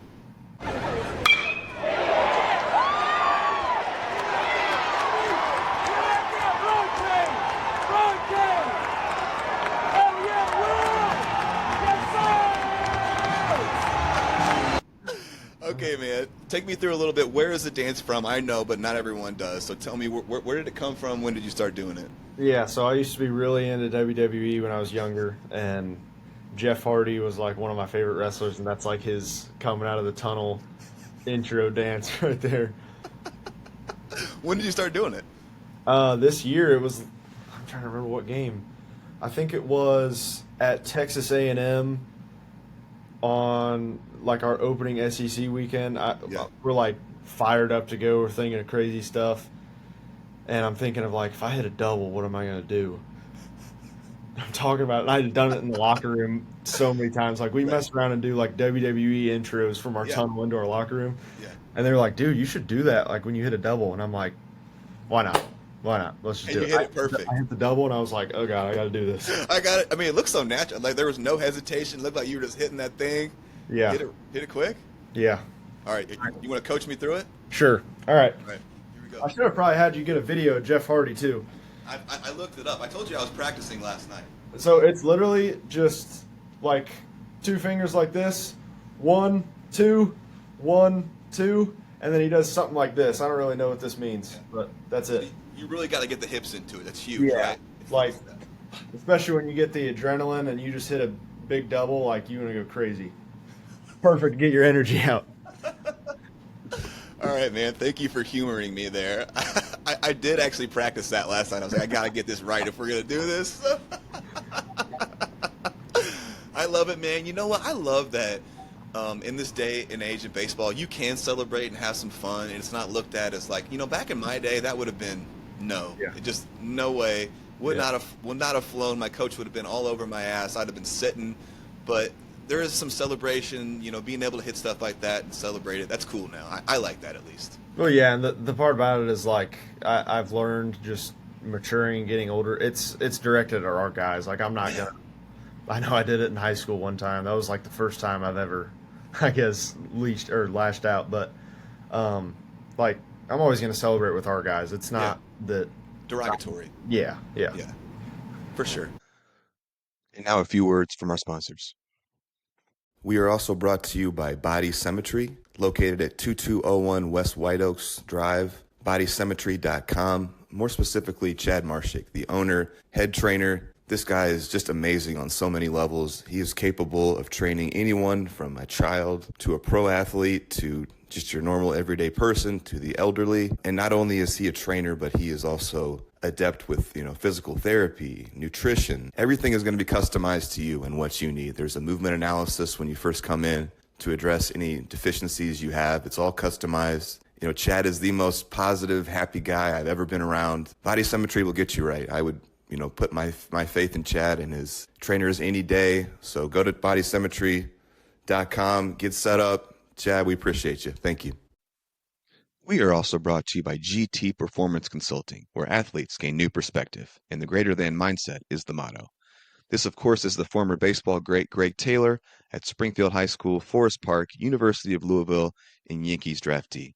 He can be reached at gtperformanceconsulting.com, connect at gtperformanceconsulting.com, or 314-250-4748. He offers a myriad of services, including the starting line, one-on-one, the Huddle Up program, and disc profiling. GT Performance Consulting is a sport and mental performance consulting practice dedicated to helping athletes reach their full potential both on and off the field. In today's world of sports, the pressure to perform is at an all-time high and has created a greater need for mental performance support for athletes. GT is here to help bring new perspective to athletes, parents, coaches, and support systems. Specializing in programs that cater to each athlete's specific needs, From stress management to confidence building techniques, GT Performance Consulting focuses on the well being of athletes so they can maximize their athletic experiences. Guys, Greg was a former guest. He really went through it in baseball with mental stuff and pressure, and it's become a full circle passion for him. Please use him. If you have young athletes, even for yourself, it's very beneficial. It's a huge part of the game these days. We really appreciate GT Performance Consulting coming on board. Thanks, Greg. We are also brought to you by Iron Palm Coffee, located at exit 82 right off I-55 for Auburn and Pawnee. This is a very special guy to me. This is my buddy John Drakamp, one of my best friends. He's had this vision of having this coffee spot for years. It's finally, come to fruition, and he's slanging some of the best coffee in Central Illinois. It's a coffee trailer serving up top brewed quality coffee, espressos, lattes, frappes, tea, baked goods, and much more. You can find them on Facebook at Iron Palm Coffee 217, IG or Instagram Iron Palm 217. Seriously, go support this guy. He's a big part of my story. Incredible guy, incredible vision, the best coffee around. Go support him. This episode is being brought to you by Eric Easley of the Easley Real Estate Team with the Real Estate Group. This team consists of Eric, Jamie Murphy, and Caitlin Fry. They can be reached at 217-132 at theeasleysalesteam.com. Eric was a standout quarterback and shortstop at Southeast back in the mid-90s and later starred at Western Illinois in baseball. Also one of the best umpires around this area for many years, teaming up with Bobby Erickson. He sold houses for all kinds of baseball dudes in the area. The Knadler brothers, Justin and Jason, Ryan Murphy, Todd Schneller, the Savoda family. And when it was time for Corey to sell his house and buy his new house, there's only one place he went. That's Eric Easley and the Easley Real Estate Team. So go see these guys for all your real estate needs. We really appreciate you. Okay, cool, man. So now we're on to our Alabama baseball questions. And this is just like some funny questions kind of about, let's just say, this 2025 roster. Okay. And I've added a bunch of these guys on Instagram, and I'm tagging them in some of this stuff. So I'm sure they'll see some of this stuff. So let's just start off with some easy ones. Who's the funniest guy on the team? Brennan Norton. You got any examples, or is that a locker room? He says a lot of unhinged stuff that like your brain can't comprehend, and it's just like, yeah. You got to have a guy like that on the team, man. A little bit of a loose cannon. All right. Is there a funniest guy that's not intentional? He's just funny by accident.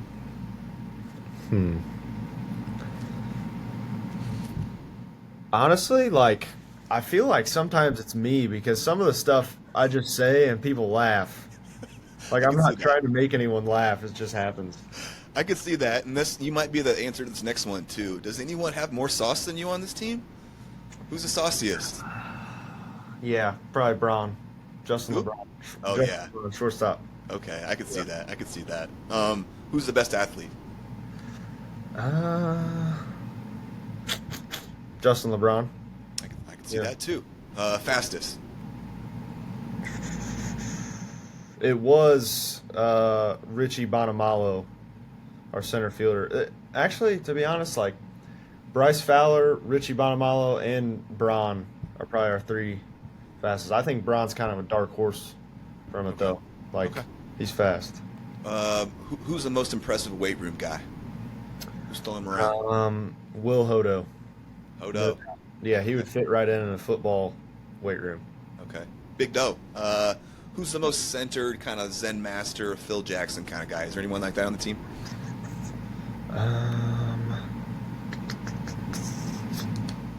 Going around the field. Give me a second. Probably Will Hodo again. Okay. Yeah. Chill guy. Yeah. Centered.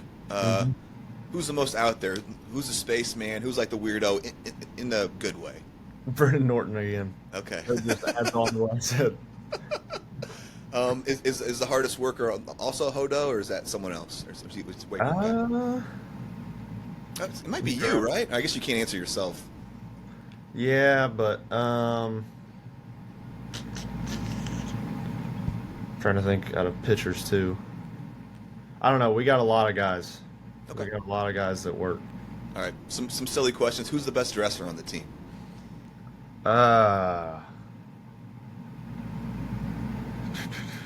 Coleman Mizell thinks he is. I'll throw that out there.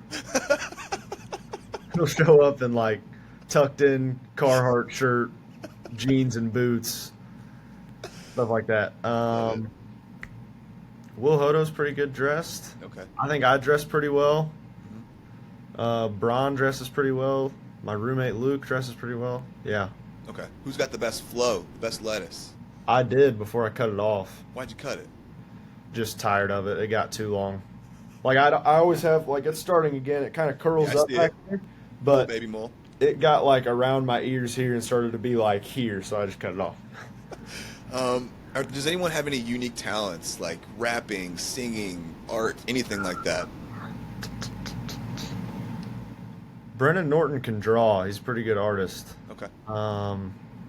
Thinking there's one that's sticking out that I'm not saying. I DJ. Really? I can DJ. Yeah. Like for real?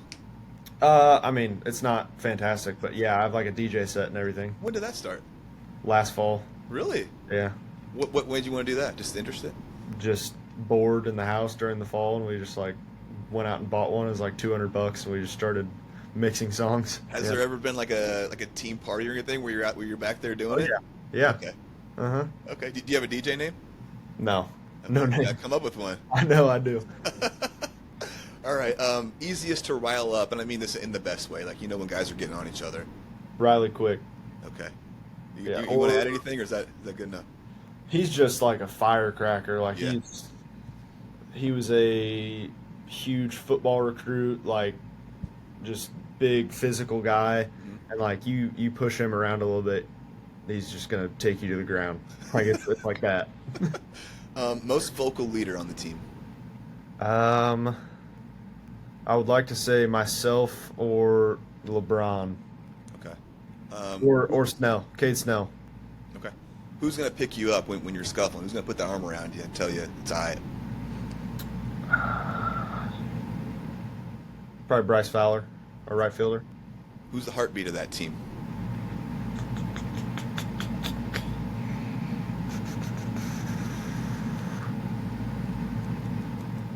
Probably say LeBron.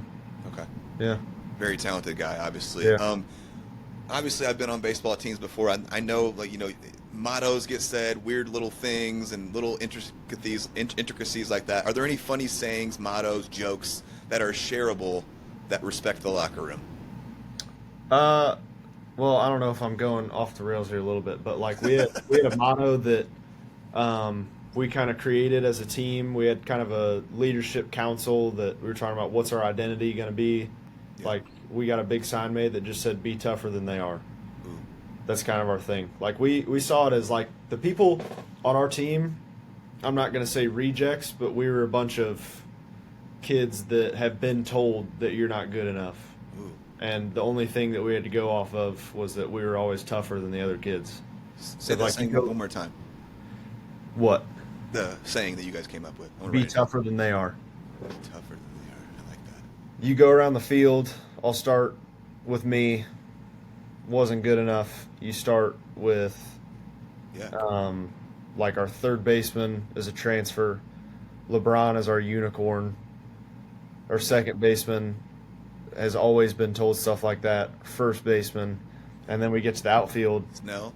Yeah. Yeah. Snell has been told it. Richie Bonamalo didn't have an offer out of high school. Wow. He took a leap of faith and went to Wabash. And Bryce Fowler was also a PO at Southern Miss and didn't let him hit. And he got told he wasn't good enough. And now he's starting every day on an SEC team. Crazy, man. Baseball is so nuts like that. Like, really, people can have – there's so many interesting paths to get where you want to go or, like, get to places like this, right? Yeah. It's just – you never know. You never know. Who's the best storyteller on the team?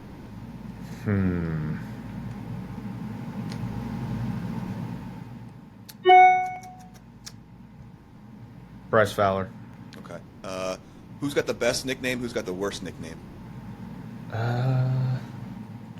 I think Platt Daddy's pretty good, but I'm gonna use a different one. Okay. Brennan Norton created his own nickname. What we got? It's Caballo. I guess it's supposed to be that's not on Instagram. Yeah. I think he thought it meant Cuban horse, and then you look up the word, and it's not actually a word. Yeah, I'll just leave that there. But then the worst one,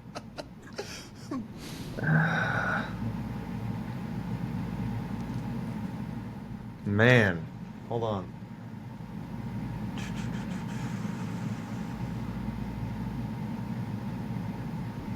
We can circle back. Yeah, we need to circle back. I need to think. It's all good. Whose swing do you like the most on the team from this past year? You just love it. Beautiful.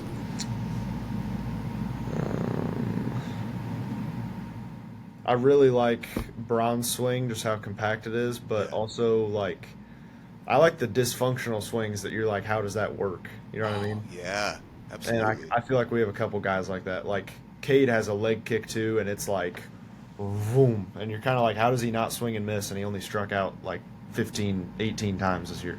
I totally agree, and I really love the guys that are like unique movers that they don't move like everyone else, but it works for them. Yeah. And to leave those movements in, yeah, beautiful. Who's the best dancer on the team?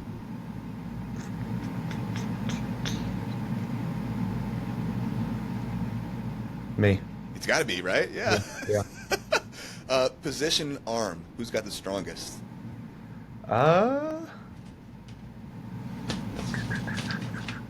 Braun across the infield. Do you have any idea how? Fowler and Wright. I don't know. Okay. They're both upper 90s. Gotta be. Who's got the nastiest breaking pitch?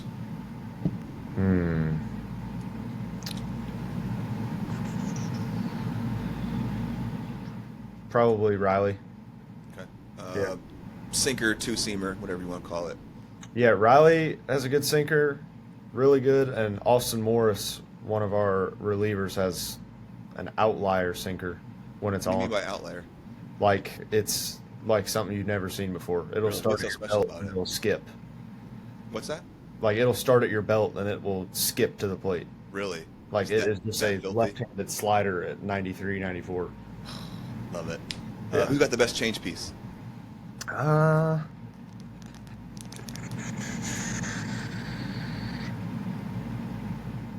Probably Riley. Okay. Riley Quick, yeah. Best fastball. Hmm. And take into all the things, shape, velocity, all that kind of stuff. The most consistent was one of our guys. He transferred out now, but like the most stuff, I guess you'd call it. Yeah. His name was Ariston Veazey, and it was like all of 96, 98 just taking off. Yeah, that's such a crazy phenomenon, right? When someone has enough life on it to make it seem like it's actually rising. Yeah. That's obviously I was a Murray State guy, and I watched I went to the College World Series this year and watched Gage Wood put it on Murray State, and it looked like his shit was doing that ride at the end. All those guys said it was like just electric. What's that? It was literally just going up a ramp. It Yeah, looked like. crazy. Yeah. I mean, I've never faced anyone like that. What does that feel like or look like? It's tough when it's like you don't really know how to handle it, but Right. after facing it, it's like you kind of pick your spot, and it's like facing Liam Doyle. He's got a super ultra uphill fastball. You got to get him at the thigh because if it starts at your thigh, you can take a normal swing. Like if it's low, it's really not low. Right. Interesting. Yeah. Okay. It's like optical illusions. Yeah. Okay.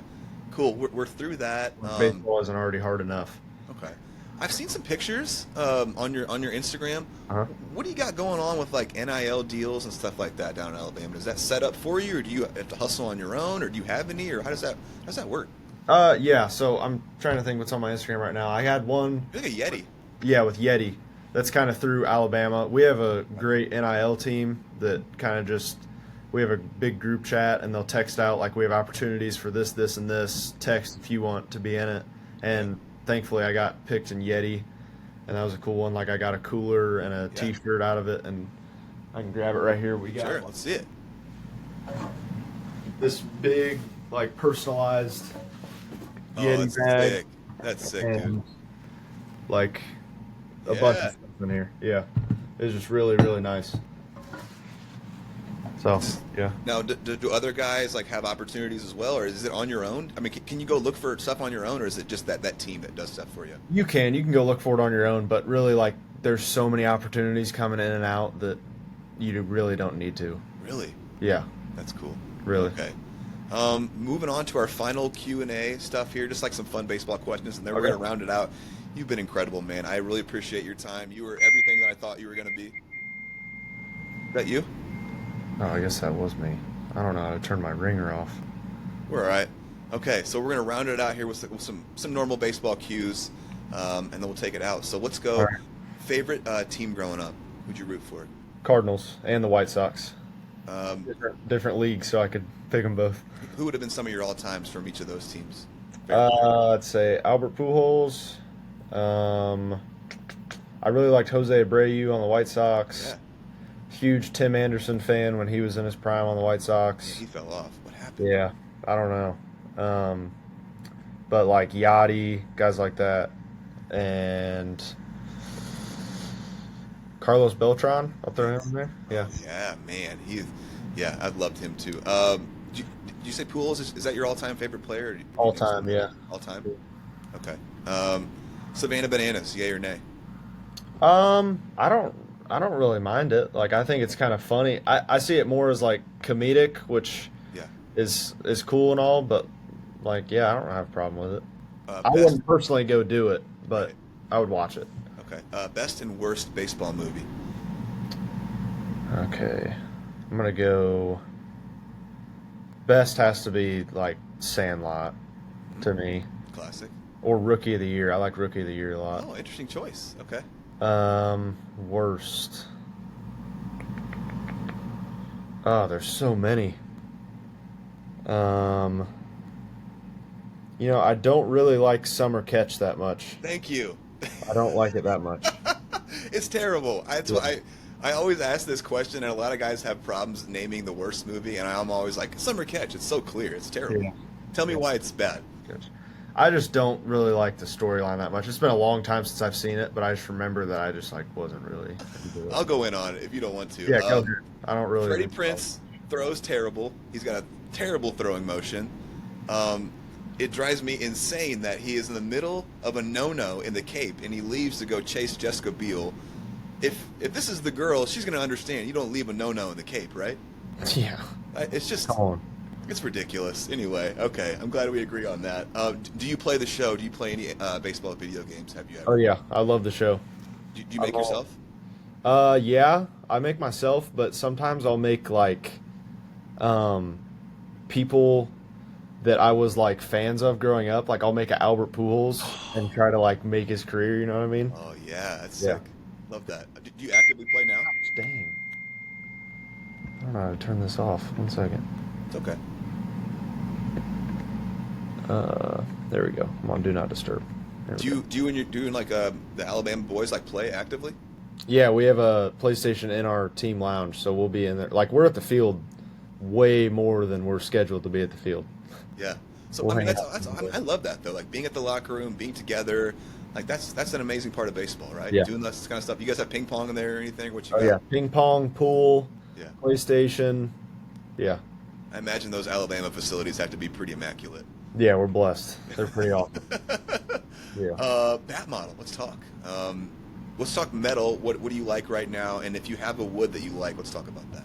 Yeah, so I swung the Louisville Slugger Omaha this year, the one-piece. I've always been a one-piece guy. Mm-hmm. I don't particularly have a reason why. I've always said, and this is true, that I don't like the feeling of two-piece. If I don't get it on the barrel, I want to know that I didn't get it, so that I'm not like wondering how did that not fall, stuff like that. Like if I get rung, I know that I didn't get on the barrel. But wood-wise, I've swung so many brands of wood bats. I really like Chandler. Probably one of my favorites, but you can't go wrong with like a Marucci. Now, are you swinging a 3 or 4? 3.5. 3.5. With metal too?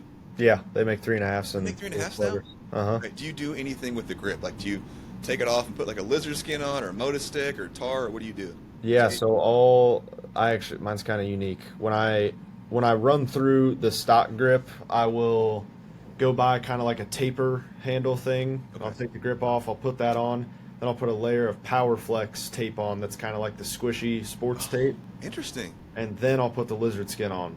Really? I don't want it to be firm. I like having it kind of squish, give to it? Yeah.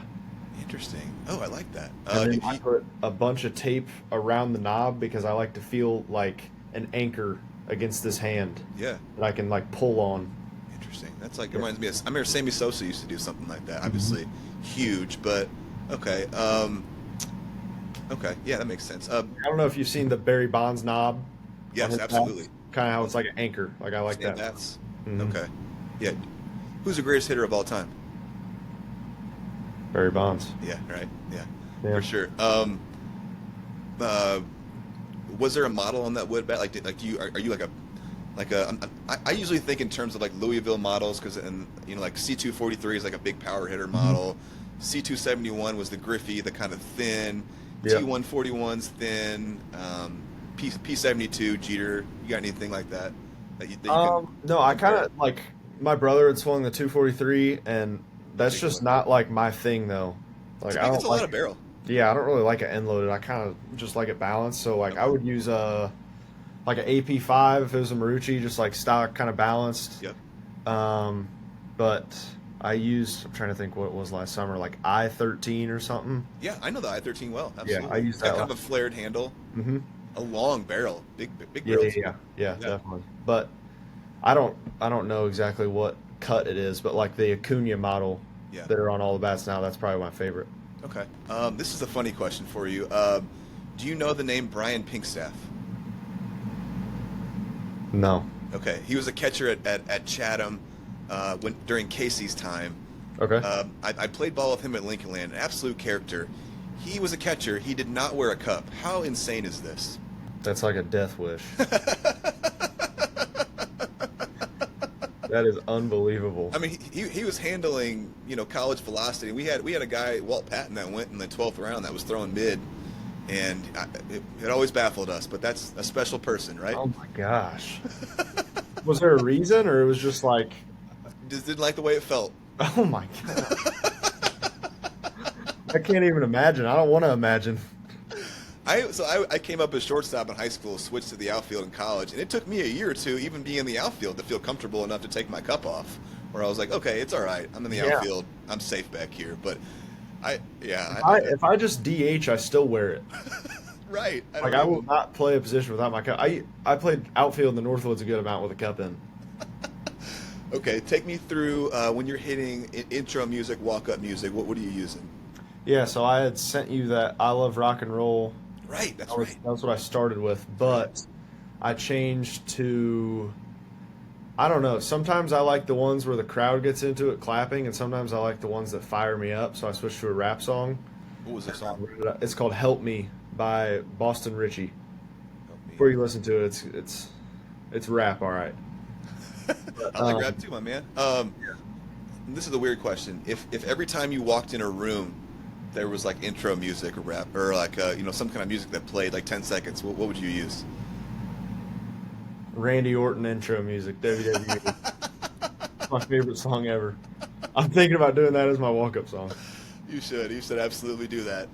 BGs, what do you like? What are you using? I'd always used Franklin growing up, and then when Bruce Bolt got kind of popular, I really liked those. But now, like, obviously, we're Nike school. We use Nike, but Nikes are great.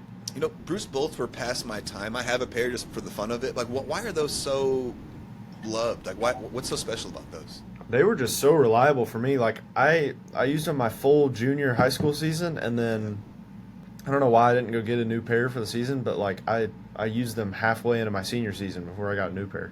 Okay. And that's including off-season hitting, like everything. They never ripped. For sure. Spikes, cleats, turfs, molded. Do you have preferences on, do you use molded at all when you catch, or? I prefer molded. Yeah. It's easier on your feet, or what? Yeah, definitely. Okay.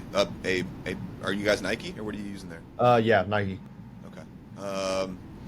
Mental side of baseball. How much work have you done? Are you reading books? Is there any kind of like a mental guy there at Alabama, or where are you at on that part of your journey? Yeah, there is people that like you can go to and like they do help, but I really just I did it kind of myself because I want to know that I won that battle that I've had in the past, and like some of it was more, instead of pushing forward and you need to get this done, it was more like take a step back and like separate baseball from your life for a little while. Enjoy life. Baseball is what you do, not who you are. Yeah. And, it really just helped me out. Love that. And I had all kinds of problems with that in my career. So I'm always interested when I hear guys how they deal with their failures and the mental side and stuff. I know it's been a growing part of the game for a long time. Yeah. Thus far, what are you most proud of in your career? I'm not gonna say I did it yet because that's coming, but that everyone who's always said that all of this is for nothing, like, I'm standing right here, I'm still standing, and I'm not even, like, nobody's seen anything yet. Like, I came from having a dream of doing this to I'm actually here and I'm doing it, and it took a lot of sacrifice, a lot of hours, a lot of just, like, leap of faith, trusting that people are going to get me in the right spot, and, you know, a lot of it, I like to think that I'm kind of self-made in that way. Man, that is incredible. Last one, where do you see your career going, or where do you want it to go? I want to play in the big leagues. Like, that's always the dream. And like I said earlier, all I've ever needed was a chance. Like, if someone scratches me in the lineup, I'm the kid that you look at and it's like, oh, well, he doesn't really stand out. Give him an at bat. I'll hit a double. And then you go back and give me another at bat. And then you look 2 months later and it's like, wow, his stats are like top of our team, and I'll do it silently. That's my favorite part of my game. Ooh, man, I love that. Well, my friend, I have no more questions for you. We are at the very end. How's this been for you? Man, this has been awesome. Has it been fun? I never know like how these guys are going to react, but I've loved your energy, loved how thoughtful you are. Your story is incredible. I'm rooting for you. I really think you're primed to have a huge year here. I mean, was this cool talking about all this, hearing people talk about you and getting into Absolutely. your career? I've done a podcast with Alabama that was just kind of like a little 30-minute question type of thing. But no, being able to kind of talk about where I come from, what I've done, stuff like that, like, I really liked it. I enjoyed it. Beautiful. And you were incredible. Everything I thought you were going to be. Let me extend this invitation to you, because I do see you playing for dough, not for big dough, but for playing for dough someday. And I've extended this invitation to multiple guys that are either in their pro careers or they're still going, like Cam Appenzeller, Ben Hartle, guys like that. Keep coming back. Come back on as your career progresses. Let's say come back on in another year and a year after that, and we'll see, you know, after you get drafted, after you've been in pro ball for a year or two, just kind of like what you're still learning about baseball, yourself, life, all these things. I think it would be incredibly interesting to have this, you know, these videos, these little snippets of where you're at each point in your career. So I'd love to have you back sometime. I think you've been incredible. Yeah, go ahead and pencil me in. I'll be back. Pencil you in? Yeah. All right, man. I appreciate your time. We talked about hitting, we talked about catching, we talked about your journey, you betting on yourself, all these interesting people. Thank you to Casey, thank you to Kade, all these guys, Parker. I'm really looking forward to what you're going to do this year. Is there anything that you feel like you've left out and you want to say before we get on out of here? Just for the young guys that I'm sure are going to watch this, like, when everything is stacked against you, even your friends, and there's people doubting you, like, none of that matters. It's about you, and if you have the goal, like, you're the one that controls it. So just chase it. Chills, my friend. Man, that's incredible. You've given me some great stuff. I can't wait to go back in and edit this and put it out and whatnot. But our motto is a journey worth remembering. Yours certainly is, and it's still going. So I really appreciate your time. Thank you to everyone listening out there. Thank you to everyone that participated. This is the post-game spread. This is Will Plattner, Platt Daddy. We're out of here. Appreciate you guys. My man.